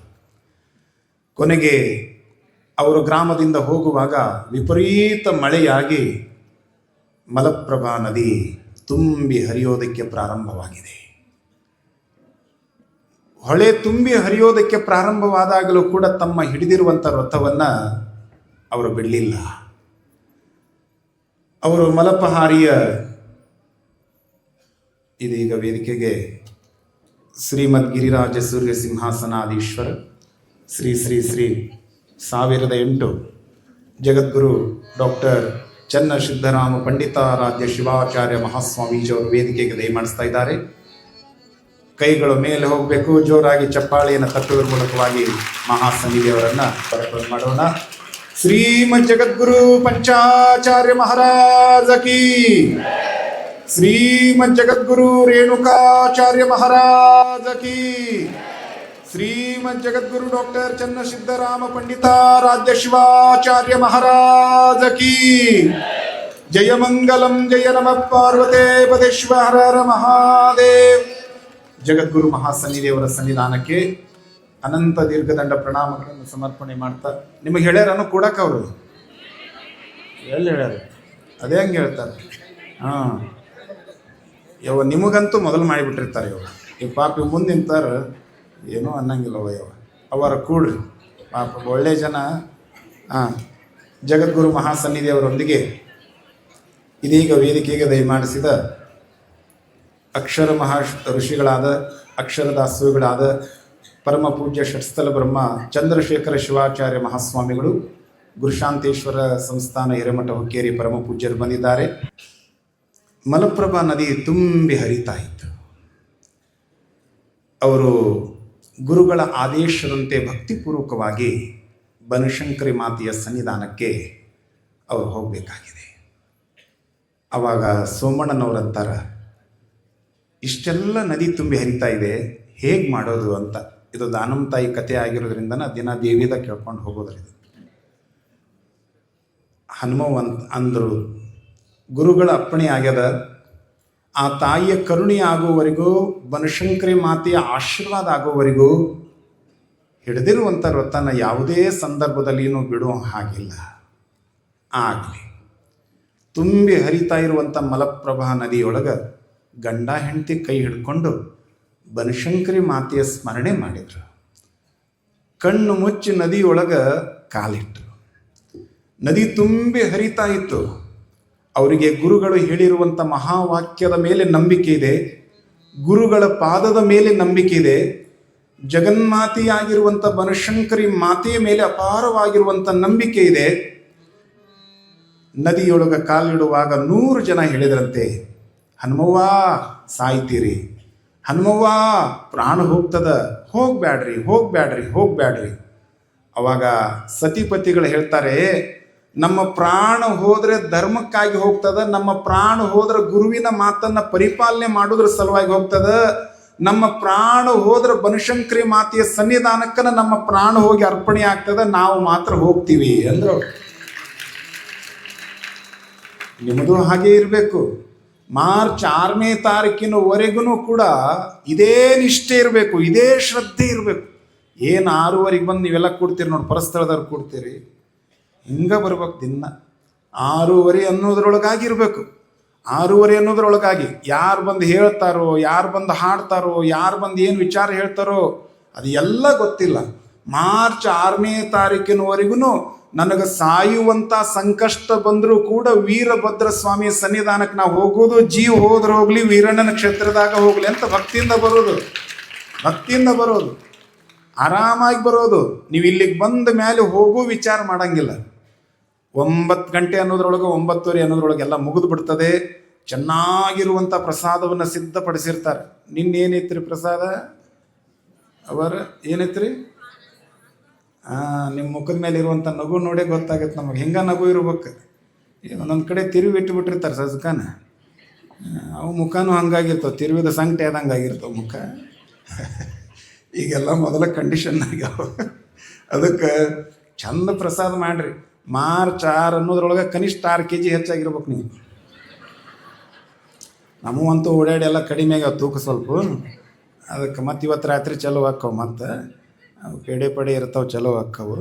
ಅದಕ್ಕೆ ಹಾಕ್ಕವು. ಮತ್ತು ಇನ್ನು ಹುಕ್ಕೇರಿಂದ ಏನು ಬಂದೈತಿ, ಏನು ಕರ್ದೆಂಟು ಅದು ಬಂದೈತೆ ಗೊತ್ತಿಲ್ಲ. ಅದಕ್ಕೆ ನೀವೆಲ್ಲ ಏನೈತೆ ಅಂದ್ರೆ ಚಂದ ಪ್ರಸಾದ ಮಾಡಿದ್ರಿ. ಇದು ಇರೋದ ನಿಮ್ಮ ಸಲುವಾಗಿ. ಪುರಾಣ ಪ್ರವಚನ ಇರೋದು ಎದಕ್ರಿ? ಒಂದು ಕಡೆಗೆ ಜ್ಞಾನದಾಸೋಹ, ಇನ್ನೊಂದು ಕಡೆಗೆ ಅನ್ನದಾಸೋಹ. ಏನು ಕೇಳಿರ್ತೀರಿ ಚಂದ ನೀವು ಪ್ರಸಾದ ಮಾಡಿ ಹೋಗ್ಬಿಟ್ರಿ ಅಂದ್ರೆ ಜಗದ್ಗುರುಗಳು ಯಾವುದನ್ನು ನೋಡಿ ಸಂತೋಷ ಪಡ್ತಾರಂದ್ರೆ, ಬಂದವರು ಎಲ್ಲರೂ ಕೂಡ ನೀವು ಪ್ರಸಾದ ಮಾಡಿರೇನೋ ಅಂತ ತಿಳ್ಕೊಂಡು ನಿಮ್ಮ ಪ್ರಸಾದ ಆದಮೇಲೆ ತಾವು ಪೂಜೆಯನ್ನು ಮಾಡಿಕೊಂಡು ಪ್ರಸಾದ ಮಾಡ್ಕೊಳ್ಳುವಂಥ ಗುರುಗಳು ನಮ್ಮ ಜಗದ್ಗುರುಗಳು ಅನ್ನೋದನ್ನು ನಾವು ಅಭಿಮಾನದಿಂದ ಹೇಳಬೇಕಾಗ್ತದೆ. ಹಾಗಾಗಿ ಬಂದವರೆಲ್ಲ ಪರಸ್ಥಳದವರೆಲ್ಲ ಮೊಟ್ಟ ಮೊದಲಿಗೆ ಚಂದ ಪ್ರಸಾದ ಮಾಡೋದು. ಆಮೇಲೆ ಯಾವ ಬಸ್ನ್ಯಾಗ ಬಂದಿರ್ತೀರಿ, ಯಾರ ಜೊತೆಗೆ ಬಂದಿರ್ತೀರಿ, ಮತ್ತು ಅವ್ರ ಜೊತೆನೇ ವಾಪಸ್ ಊರಿಗೆ ಹೋಗ್ಬೇಕು. ಮತ್ತು ಇನ್ನೊಂದು ಬಸ್ನ್ಯಾಗ ಹತ್ತಿ ಹೋಗಿದ್ದೀರಿ, ಮತ್ತು ಪುರಾಣ ಕೇಳಕ್ಕೆ ಹೋದವ್ರು ಹಿಂಗೆ ಹೋದ್ರಪ್ಪ, ಅವು ಪುರಾಣ ಹೇಳಕ್ಕೆ ಬಂದಿದ್ನಲ್ಲ, ಹಂಗೂ ಆಗಿ ಮಾಡ್ಕಡಿ. ಅದಕ್ಕೆ ಹಂಗೆ ಆಗಬಾರ್ದು. ನೀವೆಲ್ಲ ಚೆನ್ನಾಗಿ ಪ್ರಸಾದ ಮಾಡ್ಕೊಂಡು ಹೋಗ್ಬೇಕು. ಇವತ್ತೇನೈತೆ ಸರ್ ಮಲ್ಲು ಸರ್ ಪ್ರಸಾದ? ಹಾಂ, ಶಿರಾ ಮಾಡಿಸಿರಿ ನೀವತ್ತು? ಇನ್ನು ಹೊಳ್ಳಿದು ಬರಬಾರ್ದು ನೋಡು ಒಟ್ಟು ಶಿರಾ. ಹಾಂ, ಒಟ್ಟು ಇದು ಲೀಸ್ಟ್ ಬರೆದು ಕೊಡ್ರಿ ನಂಗೆ. ದಿನ ನೀವು ಏನು ಮಾಡ್ತೀರಿ ನನಗೊಂದು ಬರೆದು ಕೊಟ್ಬಿಡ್ರಿ. ನಾ ಹೊಳ್ಳಿ ಮಾಡಿದ್ರಿ ಅಂದ್ರೆ ಮತ್ತೆ ಬೇರೆನೇ ಆಗುತ್ತದೆ. ಮಾಡಂಗಿಲ್ಲ ಅದನ್ನು. ಒಟ್ಟು ಬೇರೆ ಬೇರೆದ ಮಾಡೋದಾಗ ಬರ. ನಾಳೆ ಏನು ಮಾಡ್ತಾರೆ ನಿಮ್ಗೆ ಹೇಳಂಗಿಲ್ಲ ನಾನು. ಹೇಳಂಗಿಲ್ಲ. ಆದ್ರೆ ಇವತ್ತು ಮಾಡಿದ್ದು ಏನು ಶಿರಾ ಐತಲ್ರಿ, ಏನು ಹೇಳವ, ರವಾನ ಬರೇ ತುಪ್ಪದಾಗ ಹುರಿದಾರ. ಅದು ಗೀರ್ ಹಾಕ್ಳು ತುಪ್ಪ, ಗೀರ್ ಹಾಕ್ಳು ತುಪ್ಪ. ನಮಗೆ ದಿನ ಅಲ್ಲಿ ಮನ್ಯಾಗ ಅಲ್ಲಿ ಮಠದಾಗ ದಿನ ನಮ್ಮ ಅನ್ನಪೂರ್ಣ ತಾಯಿ, ನಮ್ಮ ಶರಣಮ್ಮನವ್ರು ದಿನ ತುಪ್ಪ ಕೊಡಕತ್ತಾರೆ. ನನಗೆ ಭಾಳ ಸಂತೋಷ ಆಗಿಬಿಟ್ಟೈತೆ ನನಗರ. ಅದಕ್ಕೆ ಹೇಳ್ತೀನಿ, ಗೌರಮ್ಮ ದಿನ ಕೊಡಕತ್ತಾಳೆ ಅರ್ಧ kg ತುಪ್ಪ. ಅದಕ್ಕೆ ಅವರ ತುಪ್ಪದಾಗನ ರವೆ ಹುರಿದಾರ. ಇಷ್ಟು ಚಂದ್ರಿ ತುಪ್ಪದಾಗ ರವೆ ಹುರಿದಾರ. ದ್ರಾಕ್ಷಿ, ಗೋಡಂಬಿ, ಕೇರ್ಬೀಜ, ಕಸಗಸಿ, ಅದರ ಪಕ್ಕಕ್ಕೆ ಒಂದಿಷ್ಟು ಹಪ್ಪಳ, ಅದರ ಪಕ್ಕಕ್ಕೆ ಒಂದಿಷ್ಟು ಸಂಡಿಗೆ, ಅದರ ಪಕ್ಕಕ್ಕೆ ಒಂದಿಷ್ಟು ಕರಿದ ಮೆಣಸಿನಕಾಯಿ, ಅದರ ಪಕ್ಕಕ್ಕೆ ಒಂದಿಷ್ಟು ಲಿಂಬಿಕಾಯಿ ಉಪ್ಪಿನಕಾಯಿ, ಕಂಚಿಕಾಯಿ ಉಪ್ಪಿನಕಾಯಿ, ಮಾವಿನಕಾಯಿ ಉಪ್ಪಿನಕಾಯಿ, ಬಿದಿರಕಾಯಿ ಉಪ್ಪಿನಕಾಯಿ, ಇಷ್ಟೆಲ್ಲ ಉಪ್ಪಿನಕಾಯಿ. ಅದ್ರ ಪಕ್ಕಕ್ಕೆ ಒಂದಿಷ್ಟು ಚಲೋ ಬಜಿ ಇರ್ತವೆ. ಬಜಿ ಐತಲ್ರಿ? ಇಲ್ಲ, ಅದು ಎಂದೈತೆ ನೋಡ್ರಪ್ಪ, ಮಿರ್ಚಿ ಬಜಿ ಮಾಡಿಸ್ರು ಒಂದಿನ ಚಂದ. ಅದಕ್ಕೆ ಇಷ್ಟೆಲ್ಲ ಚಲೋ ಸಿರಾ ಮಾಡ್ಯಾರ. ಆದ್ರೆ ಇಷ್ಟ ನಮ್ಮದು ವಿನಂತಿ, ನಿಮಗೆ ಎಷ್ಟು ಬೇಕು ಅಷ್ಟ ನಡೆಸ್ಕೊಡ್ರಿ. ಬೇಕಂದ್ರೆ ಇನ್ನೊಮ್ಮೆ ಕೇಳಿ ಪಡ್ಕೊಡ್ರಿ. ಯಾಕಂದ್ರೆ ನಿಮ್ಮ ಮಠ ನೀವು ಕೊಟ್ಟಿದ್ದ ದಾಸೋಹ ಮಾಡಕತ್ತಾರ. ಈ ಮಠ ಇರೋದೇ ನಿಮಗಾಗಿ, ಪ್ರಸಾದ ಇರೋದೇ ನಿಮಗಾಗಿ. ಒಂದು ಅಗಳ ಅನ್ನವನ್ನು ಯಾವುದೇ ಕ್ಷಣಕ್ಕೂ ಯಾವುದೇ ಕಾರಣಕ್ಕೂ ಕೆಡಿಸ್ಬೇಡ್ರಿ. ಒಂದು ತುತ್ತು ಕಡಿಮೆ ಉಣ್ರಿ, ಬೇಕಂದ್ರೆ ಇನ್ನೊಮ್ಮೆ ನೀಡಿಸ್ಕೊಡ್ರಿ. ಮಕ್ಕಳಿಗೆ ನೋಡಿ ನೀಡಿಸ್ಕೊಡ್ರಿ. ಒಂದು ಅಗಳ ಅನ್ನವನ್ನೂ ಕೂಡ ಕೆಡಿಸ್ಲಾರ್ದಂಗ ಭದ್ರಕಾಳಿ ಅಮ್ಮನವರು, ವೀರಭದ್ರ ಸ್ವಾಮಿಯವರು ಎಲ್ಲಿದಾರಪ್ಪ ಅಂದ್ರೆ ಆ ಪ್ರಸಾದದ ಸ್ವರೂಪದೊಳಗೆ ನಿಮ್ಮ ತಟ್ಟಿಯೊಳಗೆ ಅದಾರ. ನಿಮ್ಮ ರೋಗವನ್ನು ಕಳೆಯುವುದಕ್ಕಾಗಿ ನಿಮ್ಮ ಒಳಗೆ ಬರಕತ್ತಾರ ಅಂತ ತಿಳ್ಕೊಬೇಕು. ಒಂದು ಅಗಳ ಅನ್ನವನ್ನೂ ಕೂಡ ಕೆಡಿಸದ ಹಾಗೆ ಪ್ರಸಾದವನ್ನು ಮಾಡೋದು. ಅದಕ್ಕೆ ಮಾರ್ಚ್ 6ನೇ ತಾರೀಕಿನವರೆಗೂ ಬಿಡ್ಲಾರ್ದಂಗೆ ಹೆಂಗೆ ಬರ್ಬೇಕಂತ ತಿಳ್ಕೊಂಡು ತಿಳಿಸಿ ಹನುಮವ್ವನವರು ಹೊಳೆಯನ್ನು ಪ್ರವೇಶ ಮಾಡಿದರು, ಮಲಪ್ರಭಾ ನದಿಯನ್ನು ಪ್ರವೇಶ ಮಾಡಿದರು. 100 ಜನ ಹೇಳಿದರು ನಿಮ್ಮ ಪ್ರಾಣ ಹೋಗ್ತದೆ ಅಂತ ಹೇಳಿದರು. ನಿಮ್ಮ ಪ್ರಾಣ ಹೋಗ್ತದೆ ಅಂದರು. ಹೋದರೂ ಪರವಾಗಿಲ್ಲ, ಹಿಡಿದಿರುವಂಥ ವ್ರತವನ್ನು ಬಿಡಂಗಿಲ್ಲ, ನನಗೆ ಅನನ್ಯವಾಗಿರುವಂಥ ಭಕ್ತಿಯಾದ ಬನಶಂಕರಿ ಮಾತೆ ಮೇಲೆ ಅಂತಂದು. ಅನನ್ಯಾಶ್ಚಿಂತಯಂತೋ ಮಾ ಯೇ ಜನಾಃ ಪರ್ಯೋಪಾಸತೆ ತೇಷಾಂ ನಿತ್ಯಾಭಿಯುಕ್ತಾನಾಂ ಯೋಗಕ್ಷೇಮಂ ವಾಹಮ್ಯಂ ಅಂತ ಪರಮಾತ್ಮ ಗೀತೆಯೊಳಗೆ ಹೇಳ್ತಾನೆ. ಅನನ್ಯವಾದ ನಂಬಿಕೆ ನಮಗೆ ಭಗವಂತನ ಮೇಲೆ, ಪರಮಾತ್ಮನ ಮೇಲೆ, ಆತನ ಮೇಲೆ ಇಟ್ಟಷ್ಟು ನಂಬಿಕೆಯನ್ನು ಬೇರೆ ಯಾರ ಮೇಲೇನೂ ಕೂಡ ಇಡಂಗಿಲ್ಲ. ತಂದೆಯೂ ನೀನೇ, ತಾಯಿಯೂ ನೀನೇ, ಬಂಧುವು ನೀನೇ, ಬಳಗವೂ ನೀನೇ ಅನ್ನುವಂಥ ಭಾವಕ್ಕೆ ಒಳಗಾಗಿ ತುಂಬಿ ಹರಿತಾ ಇರುವಂಥ ಮಲಪ್ರಭಾ ನದಿಯನ್ನು ಅವರು ಪ್ರವೇಶ ಮಾಡಿದರು. ಗಾಳಿಯೂ ನಿನ್ನದೇ, ಹಡಗೂ ನಿನ್ನದೇ, ಕಡಲು ನಿನ್ನದೇ, ಮುಳುಗದಿರಲಿ ಬದುಕು ಎನ್ನುವ ಹಾಗೆ ಬನಶಂಕರಿ ಮಾತೆಯ ಮೇಲಿಟ್ಟಿರುವಂಥ ಭಕ್ತಿ, ನಂಬಿಕೆ, ಶ್ರದ್ಧೆ ಆ ನದಿ ರಭಸವಾಗಿ ಹರಿತಾ ಇರುವಂಥ ಸಂದರ್ಭದಲ್ಲಿಯೂ ಕೂಡ ಬನಶಂಕರಿ ಮಾತೆಯ ಸ್ಮರಣೆಯ ಕಾರಣದಿಂದಾಗಿ ಕಣ್ಣು ಮುಚ್ಚಿ ಕಣ್ಣು ತೆರೆಯುವುದರೊಳಗಾಗಿ ಸೋಮಪ್ಪ ಆ ಹನುಮವ್ವ ತಾಯಿಯವರು ನದಿಯನ್ನು ದಾಟಿ ಬನಶಂಕರಿ ಕ್ಷೇತ್ರಕ್ಕೆ ಬಂದಿದ್ರು. ನದಿ ಹೇಗೆ ದಾಟಿದ್ರಿ ಅಂತ ಕೇಳಿದ್ರು ಅವರು. ಇಷ್ಟು ತುಂಬಿ ಹರಿತಾ ಇರುವಂಥ ಹೊಳೆಯನ್ನು ನೀವು ದಾಟಿ ಬಂದದ್ದಾದ್ರೂ ಹೇಗೆ ಅಂತಂದಾಗ ಆ ದಂಪತಿಗಳು ಹೇಳ್ತಾರೆ, ದಾಟಿ ಬಂದೀವಂತ ನಿಮಗನ್ಸದ, ಬನಶಂಕರಿ ಮಾತೆಯ ನಾಮಸ್ಮರಣೆ ನಮ್ಮನ್ನ ನದಿಯನ್ನು ದಾಟಿ ಈ ಕಡೆ ಕರ್ಕೊಂಡು ಬಂದಿದೆ. ಅದಕ್ಕೆ ದಾಸರು ಹೇಳುತ್ತಾರೆ, ನೀನ್ ಯಾಕೋ ರಂಗ, ನಿನ್ನ ಹಂಗ್ಯಾಕೋ, ನಿನ್ನ ನಾಮದ ಬಲ ಒಂದಿದ್ದರೆ ಸಾಕು ಅಂತಂದ್ರು. ಅವನ ಆಶೀರ್ವಾದ, ಅವನ ನಂಬಿಕೆ, ಆ ನಾಮದ ಬಲ ನಮಗೇನೆಲ್ಲ ಶಕ್ತಿಯನ್ನು ತಂದು ಕೊಡ್ತದೆ. ಬನಶಂಕರಿ ಮಾತೆಯ ಸನ್ನಿಧಾನಕ್ಕೆ ಹೋಗಿ ಭಕ್ತಿಯಿಂದ ಶರಣಾಗತರಾದರು. ಶರಣಾಗತರಾದಾಗ ಬನಶಂಕರಿಯ ಮಾತೆಯ ಕರುಣೆಯಾಗುವಂಥ ಪುಣ್ಯ ಸಮಯ ಅಂದು ಬಂದಿತ್ತು. ಬನಶಂಕರಿ ಮಾತೆಯ ಮೇಲೆ ಇರುವಂತ ಪುಷ್ಪ ಒಂದು ಉದುರಿ ಕೆಳಗೆ ಬಿದ್ದಿತ್ತು. ಬನಶಂಕರಿಯ ಮಾತೆಯಲ್ಲಿರುವಂತ ದಿವ್ಯ ಪ್ರಕಾಶ ಒಂದು ಹನುಮವ್ವನ ಹೃದಯವನ್ನ ಪ್ರವೇಶ ಮಾಡಿತ್ತು. ಆ ಬನಶಂಕರಿಯ ಮಾತೆಯ ಕೃಪೆಯಿಂದ ಆಶೀರ್ವಾದದಿಂದ ಉದಿಸಿರುವಂತ ಆ ತಾಯಿಯೇ ಇಟಗಿಯ ಧರ್ಮ ದೇವತೆಯಾಗಿರುವಂತ ಭೀಮಾಂಬಿಕ ತಾಯಿಯವರು ಆಗ್ತಾರೆ. ಅಂತ ಭೀಮಾಂಬಿಕ ತಾಯಿಯನ್ನ ಮಗಳನ್ನಾಗಿ ಪಡೆದುಕೊಳ್ಬೇಕಾದ್ರೆ ಧರ್ಮರ ಹನುಮವ್ವ 55-60 ವರ್ಷ ತುಂಬಿತ್ತು.